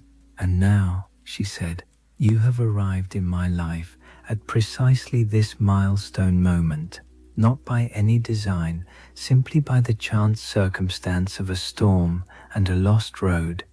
But I find myself thinking that perhaps some larger pattern has arranged this timing nonetheless. 40 years of solitary practice, and now, just as that anniversary has passed, someone has arrived who genuinely wishes to understand what that practice has meant. The following morning, for Eliza had remained a second night, the storm's considerable aftermath rendering travel inadvisable even after the snow itself had ceased, dawned clear and very cold, The particular bright, hard brilliance that followed heavy Yorkshire snowfall. The sky cleared to a pale silver blue, and the sun, though still low on the horizon at this deep point in December, casting long brilliant shadows across the transformed landscape. Margaret rose at her customary early hour, though she allowed herself, on this particular morning, a few additional minutes, simply lying in her cold bed, listening to the unfamiliar but increasingly comfortable sounds of another person's presence in the house above her. The faint creak of floorboards as Eliza too began stirring in the small room beneath the eaves. It had been, she reflected, getting up and beginning the familiar business of dressing in her cold, dark room, a very long time since she had woken to such sounds. 40 years, very nearly to this exact season, the last guest to have properly stayed beneath this roof had been her sister, visiting in the difficult immediate aftermath of Edmund's death, and even that visit, kind as it had genuinely been, had carried the particular strain of two grieving women trying to comfort each other, while each privately wished, if she was honest, to be left alone with her own private sorrow. This felt different, Margaret thought, descending to begin the morning fire. This felt simply pleasant, the unremarkable but genuine pleasantness of a house containing two people rather than one, however temporary the current arrangement might prove to be. She was standing at the kitchen window, watching the early light strengthen across the snow-covered garden, when Eliza came down, her hair still somewhat disordered from sleep, but her face considerably more rested than it had appeared even the previous evening, the cumulative effect of proper warmth and security finally allowing her body's full recovery from the ordeal of the storm. "The snow has stopped," Eliza said, coming to stand beside Margaret at the window, both women looking out at the transformed garden. The dry stone walls reduced to soft rounded humps of white, the bare fruit trees along the south wall carrying inches of fresh snow along every visible branch, the whole scene held in the particular hush that always followed a heavy snowfall, before footprints or any ordinary daily activity had begun to mark its pristine surface. "It has," Margaret agreed, "though it will prove deep going anywhere a path has not yet been properly cleared. You will not be walking back to your own lodgings today, I think, unless someone comes specifically with a sledge to fetch you, which remains possible but is by no means guaranteed in conditions like these." Eliza did not seem unduly troubled by this prospect, and Margaret, glancing sideways at her, caught something in the younger woman's expression that suggested she was not entirely sorry for the excuse to remain a little longer in this unexpected, increasingly comfortable circumstance. "I don't suppose," Eliza said, with a carefully casual tone that did not entirely disguise the genuine eagerness beneath it, "that this might prove a good morning to finally see the Glasshouse properly. In daylight, I mean, now that the storm has passed." Margaret smiled, the expression carrying genuine warmth. "I was rather hoping you would ask," she admitted. "Finish your tea first and dress as warmly as you are able. I have a spare pair of boots that should fit you well enough. Mine were always somewhat too large for my own feet, and yours will need proper room in any case while your own boots finish drying out fully. And then, yes, I will finally show you the roses." The path to the Glasshouse, though cleared the previous evening before the worst of the storm's full fury had descended, had filled in again entirely with the considerable additional snowfall, and Margaret led the way through drifts that came nearly to her knees in places, breaking a fresh trail with the brisk, efficient movements of someone who had performed this particular winter task more mornings than she could readily calculate across 4 decades of practice. Eliza followed close behind, wrapped now in one of Margaret's own heavier coats, considerably more adequate to the weather than her own inadequate traveling garment, her borrowed boots crunching through the fresh snow with the particular awkward enthusiasm of someone not entirely accustomed to serious winter walking, but finding the novelty of it, this particular morning, considerably more delightful than burdensome. The morning itself carried the particular beauty that always followed heavy snow in the dales. The sky cleared now to a pale, almost silver blue, the sun not yet risen high enough to break through with full warmth, but promising, in the clarity of the light, a brilliantly cold day ahead. The whole landscape lay beneath its fresh white covering, with the hushed stillness that deep snow invariably produced, every sound muffled and somehow more distant, the world reduced, for this particular morning, to the small immediate circle of two women walking together through a garden transformed overnight into something that might have belonged to an entirely different season, or perhaps to no recognizable season at all, simply to winter itself in its purest and most complete expression. I have been imagining this glasshouse since you first mentioned it 2 nights ago, Eliza admitted, as they made their careful way through the drifts. I confess my imagination has perhaps run rather ahead of whatever reality might actually prove to be. Margaret laughed softly at this. I hope I have not built your expectations too impossibly high, she said. It is, after all, simply a glasshouse, a practical structure, however much sentiment and history I have invested in it across these many years.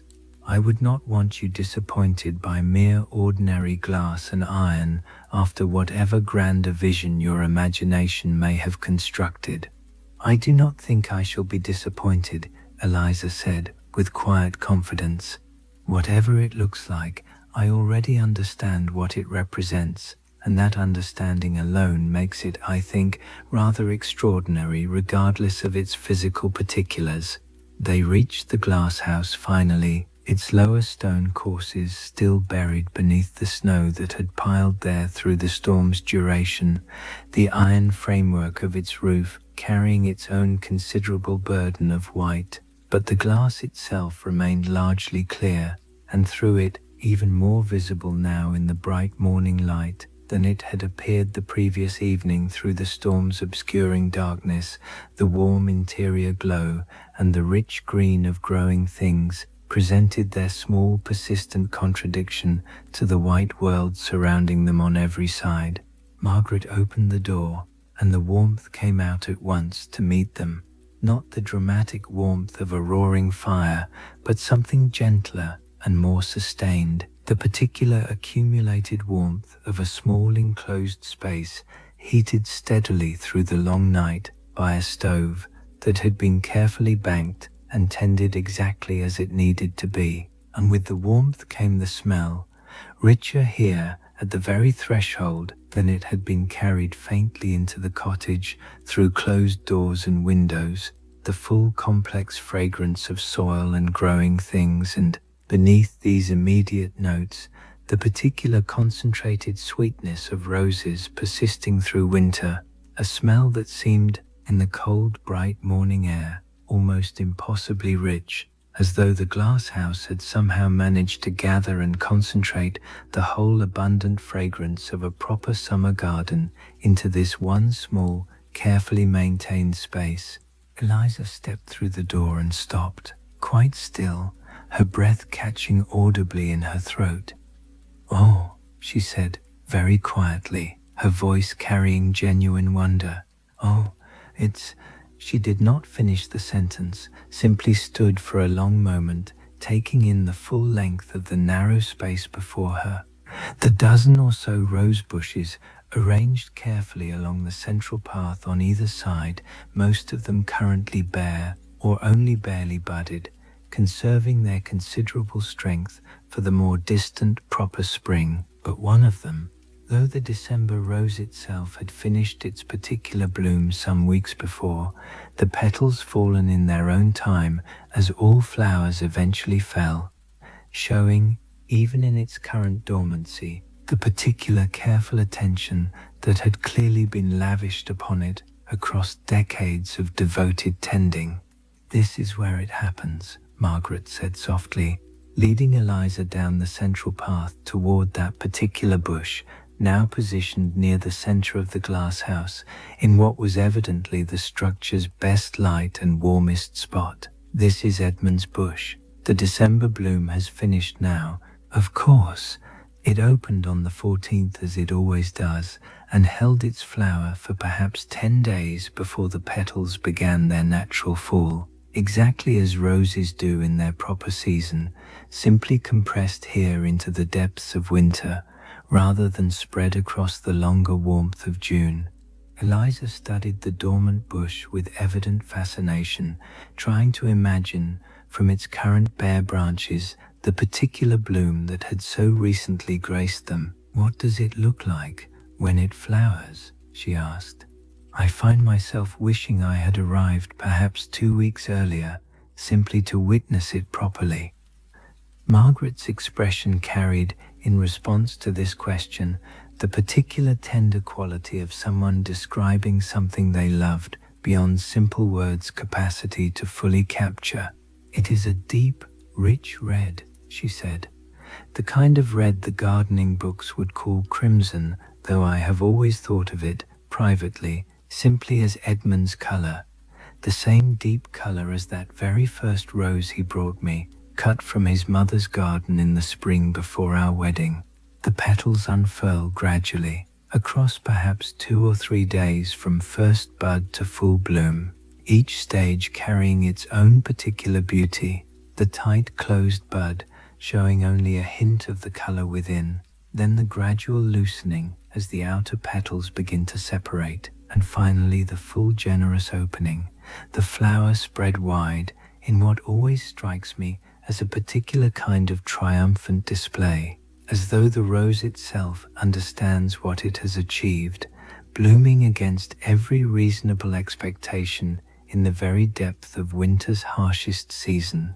"The smell," she continued, "is different from what a summer rose produces, heavier, more concentrated, with none of the lightness that warmer weather tends to draw out of roses generally. I have always thought the cold itself contributes something to this particular quality, as though the rose, forced to work harder to produce its bloom at all, concentrates correspondingly more of its essential character into the result. It carries notes of something almost spiced beneath the more familiar floral sweetness, a particular complexity that I have not encountered in quite the same combination in any rose I have grown during its proper natural season." "It sounds extraordinary," Eliza said, with evident genuine longing. "I am determined to return next December, specifically to witness it for myself." "You would be most welcome," Margaret said, with evident warmth. "I would like nothing better than to share that particular morning with someone who genuinely understands what it represents." Margaret moved, as the conversation continued, through her usual morning tasks within the glasshouse, checking the small iron stove, adjusting its damper slightly to compensate for the particularly hard cold that had accompanied the storm's aftermath, testing the soil moisture in the various beds, with the careful practiced touch of decades of accumulated experience. "May I watch you tend it?" Eliza asked. "The central bush, I mean. I would like to properly understand what the daily care actually involves, beyond simply the dramatic moment of bloom itself."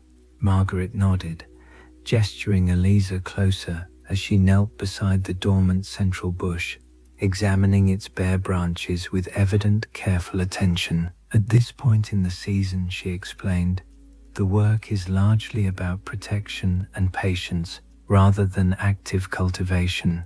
The bloom has finished, and the bush now requires simply careful maintenance through the remaining winter months until proper spring growth can properly begin.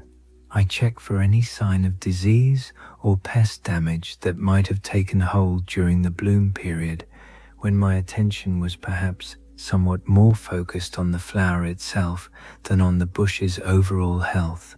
I trim away any branches that show genuine weakness or damage, though I am careful not to prune too aggressively at this stage, since the plant requires its full remaining strength to properly recover before the more demanding cycle of next year's bloom can begin.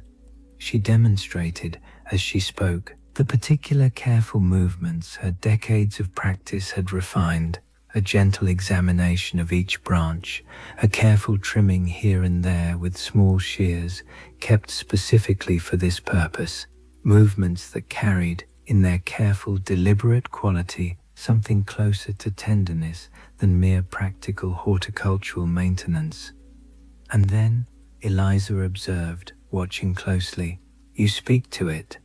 I noticed that very first morning we visited together that you said something to the rose directly. Do you do this regularly as part of your daily practice?" Margaret looked up, a small, somewhat self-conscious smile crossing her features. "Every single morning," she admitted. 41 years now of saying good morning to this particular bush, regardless of whether it happens to be in bloom or simply dormant as it is now.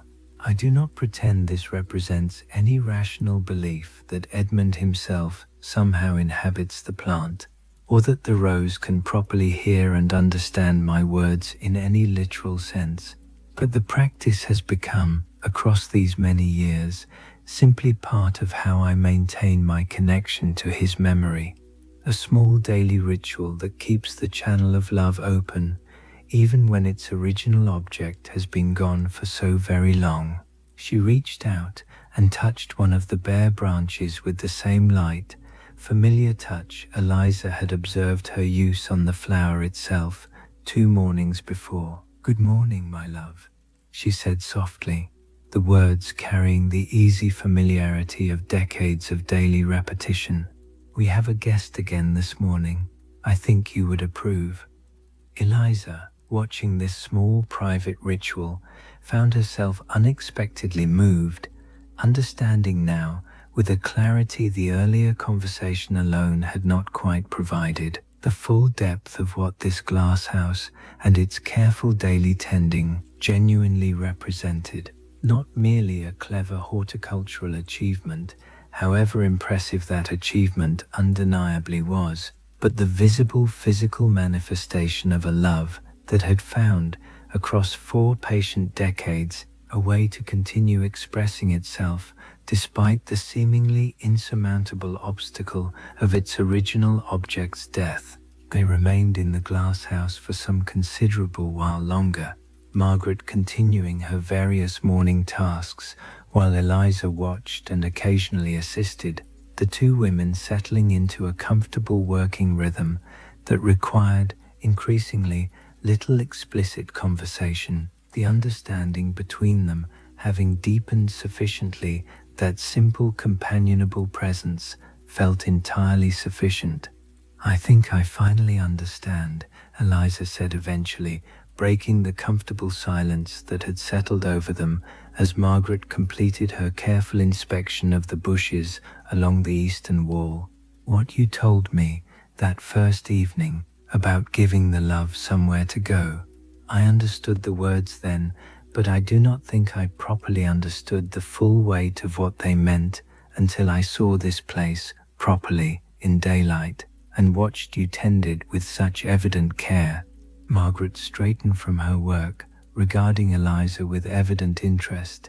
"Tell me what you understand now," she said, "that you did not understand before." Eliza considered this carefully before answering, choosing her words with evident deliberation. "I think," she said slowly, "that I had imagined the roses as something closer to a memorial, a beautiful gesture certainly, but essentially static, a kind of monument you had built once and now simply maintained out of habit or obligation. But watching you this morning, I understand it is something rather different. It is not static at all. It is active, ongoing, requiring genuine daily renewal, the same careful attention, the same patient tending, repeated every single day across 4 decades. It is not a monument to a love that ended 40 years ago. It is the continuing practice of a love that has never actually stopped, simply found a different form through which to express itself. Margaret's eyes carried, in response to this observation, something that might have been the beginning of tears, though her voice remained steady when she spoke. "That is precisely it," she said quietly. "You have understood it more clearly, I think, than most people manage even after years of acquaintance with me and my eccentric habits. The roses are not a memorial to something finished. They are the continuing proof that love, properly tended, does not require its original object's physical presence in order to remain genuinely alive. I have not stopped loving Edmund simply because he died. I have continued loving him every single day through this particular discipline of patient daily care, and the proof of that continued love is not merely sentimental or abstract, but entirely tangible, entirely real, visible every December in the particular bloom that 41 years of faithful practice has made possible." She looked around the glasshouse with evident affection, taking in the full length of the structure, the careful arrangement of bushes, the small potting bench with its shelf of journals documenting 4 decades of accumulated knowledge and experience. "I think," she said, "that this understanding is perhaps the truest gift I can offer you, beyond mere hospitality during a storm. Not simply the story of my particular grief and how I have managed it, but the larger principle it demonstrates, that love which has lost its intended recipient does not have to be wasted, does not have to curdle into permanent bitterness or simply fade away through neglect. It can be redirected, given new form, made to flourish in circumstances that seem, by every reasonable measure, entirely hostile to its survival. The roses are my particular answer to that challenge. Yours, when the time comes that you require such an answer for your own losses, may look entirely different, but the underlying principle, I believe, remains genuinely universal." They had moved, by this point in the morning, back toward the glasshouse door, the various tasks of daily tending now properly completed, and Margaret paused there, looking back at the structure's interior with an expression of evident contentment. "Do you ever regret it?" Eliza asked, somewhat hesitantly, as they prepared to return to the warmth of the cottage proper. "The choice to remain unmarried, I mean, to dedicate so much of your life to this particular practice, rather than perhaps building a new family, a new chapter of life beyond what you shared with Edmund." Margaret considered this question with evident seriousness, taking her time before responding, and when she finally answered, her voice carried the particular weight of genuine, long-considered reflection rather than any prepared or defensive response. "I do not think regret is quite the proper word for what I sometimes feel," she said slowly. "There have been lonely evenings, certainly, particularly in those early years when the sharp ache of Edmund's absence had not yet softened into the gentler, more companionable grief I carry now. There have been moments when I wondered whether I had chosen wisely, whether a different path might have brought different satisfactions I have, by my choices, simply never experienced. I was asked to remarry once, some years after Edmund's death, a kind widower with children who needed a mother, a genuinely good man whose proposal I considered with real seriousness before ultimately declining." "What made you decline?" Eliza asked. "I found," Margaret said, "that I did not want to set aside my continued love for Edmund in order to make proper room for loving someone else. This is not, I think, an entirely rational position. I do not believe love is so limited a resource that a person must choose between honoring the dead and embracing the living. I have known other widows who remarried and continued, with complete sincerity, to honor their first husband's memories alongside their new marriages. I do not judge that particular path as somehow lesser than my own. It was simply not the path I found myself genuinely wanting to take. She looked toward the central bush, currently dormant, but holding, within its bare branches, the promise of next December's renewed bloom. The roses had already begun, by that point, she continued. Only a few years into the practice, not yet fully mastered, but already the center around which I had organized how I carried what I felt for him. I did not want to set that particular discipline aside for a kind man and his children, however genuinely they might have deserved a wife and mother who gave them her whole undivided heart. I understood, even then, that my whole heart remained not entirely available to give elsewhere. It still belonged, in some essential way, to a man already 8 years dead, and I judged it more honest to remain alone with that particular truth than to marry a good man while giving him only the partial remainder of myself that circumstance had left available. She looked at Eliza with evident warmth and complete honesty. I do not say this as advice for your own situation, she added. Your circumstances are not mine, and you remain very young with a great deal of life still ahead of you that I sincerely hope will not require the particular kind of solitary devoted practice that mine has demanded. But you asked, and that is the honest answer. I chose this path. I have never genuinely regretted choosing it, though I will freely admit there have been difficult evenings, particularly in those early years, when the choice felt considerably harder to bear than it generally feels now, after so many accumulated years of practice and acceptance. They walked back toward the cottage together, the morning sun now risen sufficiently to cast brilliant light across the snow-covered garden, and Eliza found herself, as they walked, returning to thoughts of her own recent circumstances, the broken engagement, the uncertain future that had brought her to this remote village, the particular question she had voiced aloud 2 evenings before, of whether she was running from something or moving toward anything in particular. I think, she said slowly, as they paused at the cottage door before going inside, that I have been afraid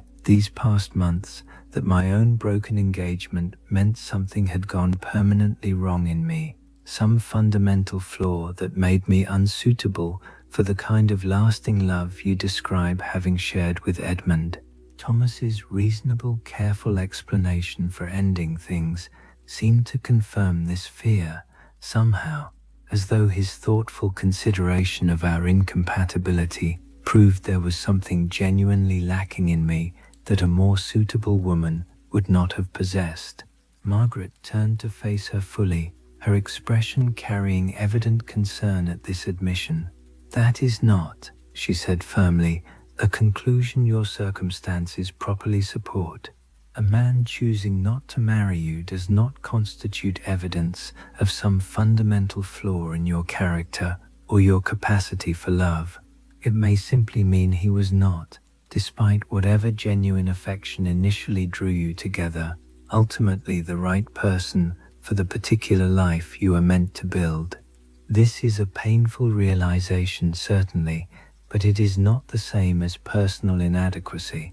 But how am I to know, Eliza pressed, whether I am capable of the kind of devotion you have shown, whether I have it in me to love someone or something with the particular sustained faithfulness you have demonstrated across 4 decades?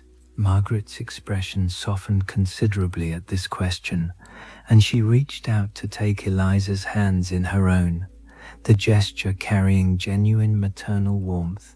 I think, she said gently, that you have already demonstrated considerably more capacity for genuine devotion than you currently credit yourself with possessing. You walked, 3 days ago, into an entirely unfamiliar village, prepared to dedicate yourself to the patient, often unglamorous work of teaching other people's children, work that requires precisely the kind of sustained daily attention, the same patient tending through difficult seasons that my roses have required of me. You arrived at my door 2 nights past, lost and frightened, and yet even in that vulnerable moment, you asked thoughtful, genuine questions about my own grief and my own practice, demonstrating a capacity for real empathy and curiosity about another person's experience that many people in far more comfortable circumstances entirely fail to manage. The capacity for devotion does not announce itself only through grand romantic gestures, she continued. It reveals itself more often in precisely these smaller daily choices, the decision to keep showing up, to keep paying careful attention, to keep tending whatever has been entrusted to your care, even when the immediate rewards remain uncertain or the path ahead feels genuinely difficult. You possess that capacity, Eliza. I have seen evidence of it across these past 2 days in ways I do not think you have properly recognized in yourself. Eliza felt tears gathering unexpectedly at these words, and Margaret, recognizing the emotion, simply drew her into a brief, warm embrace, the gesture requiring no further words to convey its essential comfort and reassurance. The remainder of that second day passed in the comfortable rhythm that had established itself between the two women. Further conversation over a leisurely midday meal, additional time spent together in the Glasshouse as Margaret continued explaining the particular finer points of her practice, a quiet afternoon by the sitting room fire as the brief winter daylight gradually faded once more toward evening. By the following morning, the lane had been sufficiently cleared by village efforts, several of the local farmers, accustomed to such cooperative winter labor, having worked through the previous afternoon to ensure the main thoroughfares remained passable, despite the storm's considerable accumulation, to allow Eliza to properly return to her own lodgings, her presence having been arranged for and expected by her landlady, Mrs. Crowther, who had received word through the village's efficient informal communication networks that the new schoolmistress had found safe shelter during the storm rather than coming to any harm upon the open roads. Margaret walked with her to the gate, the morning bright and clear, the snow beginning already to show the first signs of the gradual melting that would, over coming days, slowly restore the lane to its ordinary passable condition. I do not know how to properly thank you, Eliza said, pausing at the gate, her expression carrying genuine warmth and something that might have been reluctance to fully conclude this unexpected, transformative visit, not merely for the shelter during the storm, though I remain deeply grateful for that practical kindness, but for everything else you have shared with me, your story, your wisdom, the particular example of how grief and love might be transformed across patient years into something that continues nourishing rather than simply destroying. You have given me something equally valuable, Margaret replied, her own expression carrying evident genuine feeling. I had not realized until your unexpected arrival quite how much I missed the simple pleasure of sharing my story with someone genuinely interested in hearing it properly told. 40 years is a very long time to carry such a story largely alone, however settled and contented my solitude has generally proven to be. They embraced once more at the gate, the gesture carrying now the particular warmth of genuine friendship rather than mere politeness, and Eliza set off down the lane, her own boots, now properly dried, though she still wore Margaret's borrowed pair for this particular walk, having promised to return them properly once her own had received sufficient time to fully recover from their soaking, crunching through the lingering snow with considerably more confidence than her earlier desperate flight through the storm had permitted. Margaret stood at her gate for some while, watching the young woman's figure grow gradually smaller against the white expanse of the village until she turned the corner near the church and passed finally out of sight. She returned to her cottage, The particular quiet that followed a guest's departure, settling over the familiar rooms, not quite the same as her ordinary solitude, fuller somehow, carrying the recent echo of conversation and shared understanding, the particular warmth of having been, across these past 2 days, properly seen and properly useful to another person in a way that her usual solitary routine rarely provided opportunity to experience. She went out to the Glasshouse, as she did every morning regardless of circumstance, and stood before the central bush, now returned to its quiet winter dormancy after the December bloom's recent completion, its bare branches holding within them the patient promise of next year's renewed flowering. "Well, my love," she said softly, touching one of the branches with the same light, familiar gesture she had employed every morning for 41 years. "We had a visitor. I think you would have liked her very much indeed." The bush, of course, offered no response beyond its patient, silent presence, the particular quiet companionship that Margaret had learned, across 4 decades, to find genuinely sufficient even in the absence of any literal reply. She thought, standing there in the familiar warmth of her glasshouse, about the considerable strangeness of a life that could still surprise a person even after 7 decades of careful, settled living. The unexpected knock at her door during a storm, the chance arrival of a young woman whose own private griefs had found, in Margaret's long story, something genuinely useful and instructive for her own circumstances. She thought about Edmund as she thought about him every single day, though the particular character of that thinking had transformed considerably across the decades, no longer the raw, desperate agony of those earliest widowed years, but something gentler now, more companionable, the comfortable accumulated weight of a love that had not diminished with time, but had simply learned, through patient practice, how to exist meaningfully without his physical presence to sustain it. She resolved, standing there among her dormant roses with the bright winter morning light filtering through the glasshouse panes above her, that she would continue this practice for as many years as her remaining strength permitted, not from mere habit or obligation, but from genuine continued conviction that the discipline itself remained worthwhile, that the patient daily tending continued to offer her something valuable beyond simple memorial to a love now 4 decades departed. And perhaps, she thought, with a small private smile, this particular December's unexpected visitor might prove not merely a singular occurrence, but the beginning of something that would continue to enrich her remaining years. Eliza's evident promise to return next December, to witness the bloom properly for herself, suggesting that Margaret's long solitary practice might, going forward, find itself shared with at least one other person who genuinely understood and valued what it represented. She completed her morning tasks with her usual careful attention, checked the stove's temperature, made her customary notes in the current year's journal, and eventually returned to the cottage, where the ordinary business of her solitary but genuinely contented life resumed its familiar patient rhythm, enriched now by the recent memory of unexpected connection and the promise of its possible continuation in years yet to come. That evening, Margaret sat once more in her customary chair before the sitting-room fire.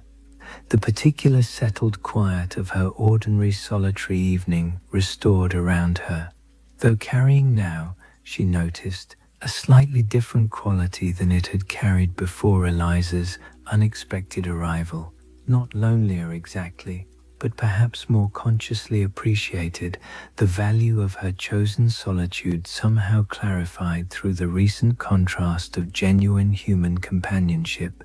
She looked at the photograph on the mantelpiece, the young couple captured there in their long-ago unguarded happiness, and she felt, as she had felt countless times across the preceding 4 decades, the particular complex blend of grief and gratitude that constituted By this point in her long widowhood, the essential emotional foundation of her continued existence.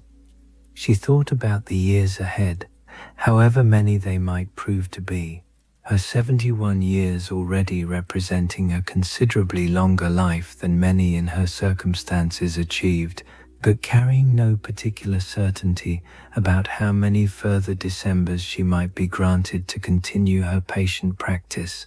She thought about Eliza's promise to return, about the particular gift of having found, unexpectedly, someone genuinely interested in understanding, and perhaps eventually continuing the tradition she had built across 4 faithful decades. She rose, eventually, and crossed to the window, looking out at the dark garden beyond. The glass house just visible at its far end, its small steady light burning through the night exactly as it burned every night, the stove within maintaining its careful patient watch over the dormant roses, keeping them safe through the long cold hours until morning, when Margaret would go out again, as she had gone out every single morning for 41 years, and tend to what required tending, and speak her familiar greeting to the man she had loved completely and lost entirely, and never, in any meaningful sense, actually stopped loving across the whole considerable span of years since his death. She thought, looking out at that small persistent light in the darkness, that perhaps this was what a genuinely long life eventually offered to those patient and brave enough to properly receive it, not the complete resolution of grief, which perhaps never fully resolves regardless of how many years pass, not the replacement of what has been lost, which can never truly be replaced by anything else, but the slow accumulated wisdom of having loved deeply and lost completely, and found, nonetheless, a way to continue loving, a way to continue tending, a way to transform the wreckage of a broken heart into something that, against every reasonable expectation, still produced flowers. She returned to her chair by the fire. She picked up her book, though she read little of it before her own eyes grew heavy with the particular contented tiredness that follows genuinely satisfying days. And outside, in the small, warm glass house at the bottom of her garden, the dormant roses held their patient winter rest, gathering their strength for next year's renewed flowering, exactly as they had done for 41 years before, and would continue doing, Margaret intended, for as many more years as strength and circumstance permitted her to maintain the practice. And that is where we leave Hartwell End tonight, in the small stone cottage at the edge of the village, where a widow's fire burns steady against the deep December cold, in the glass house behind it, where roses rest now in their patient winter dormancy, kept faithfully through 41 years by hands that learned, through long careful practice, how to transform grief into something that genuinely grows, in the friendship between an old woman and a young one, begun by chance in a snowstorm, and already, in these few short days, transformed into something that promises to enrich both their futures. Sleep now. The fire will keep. The roses will keep, patient in their winter rest, gathering strength for next December's renewed bloom. And somewhere in the Yorkshire dales, on a winter night very much like this one, snow rests softly on a small glass house where love, given somewhere proper to go, continues its patient, faithful, entirely remarkable work of blooming against every reasonable expectation. Rest well.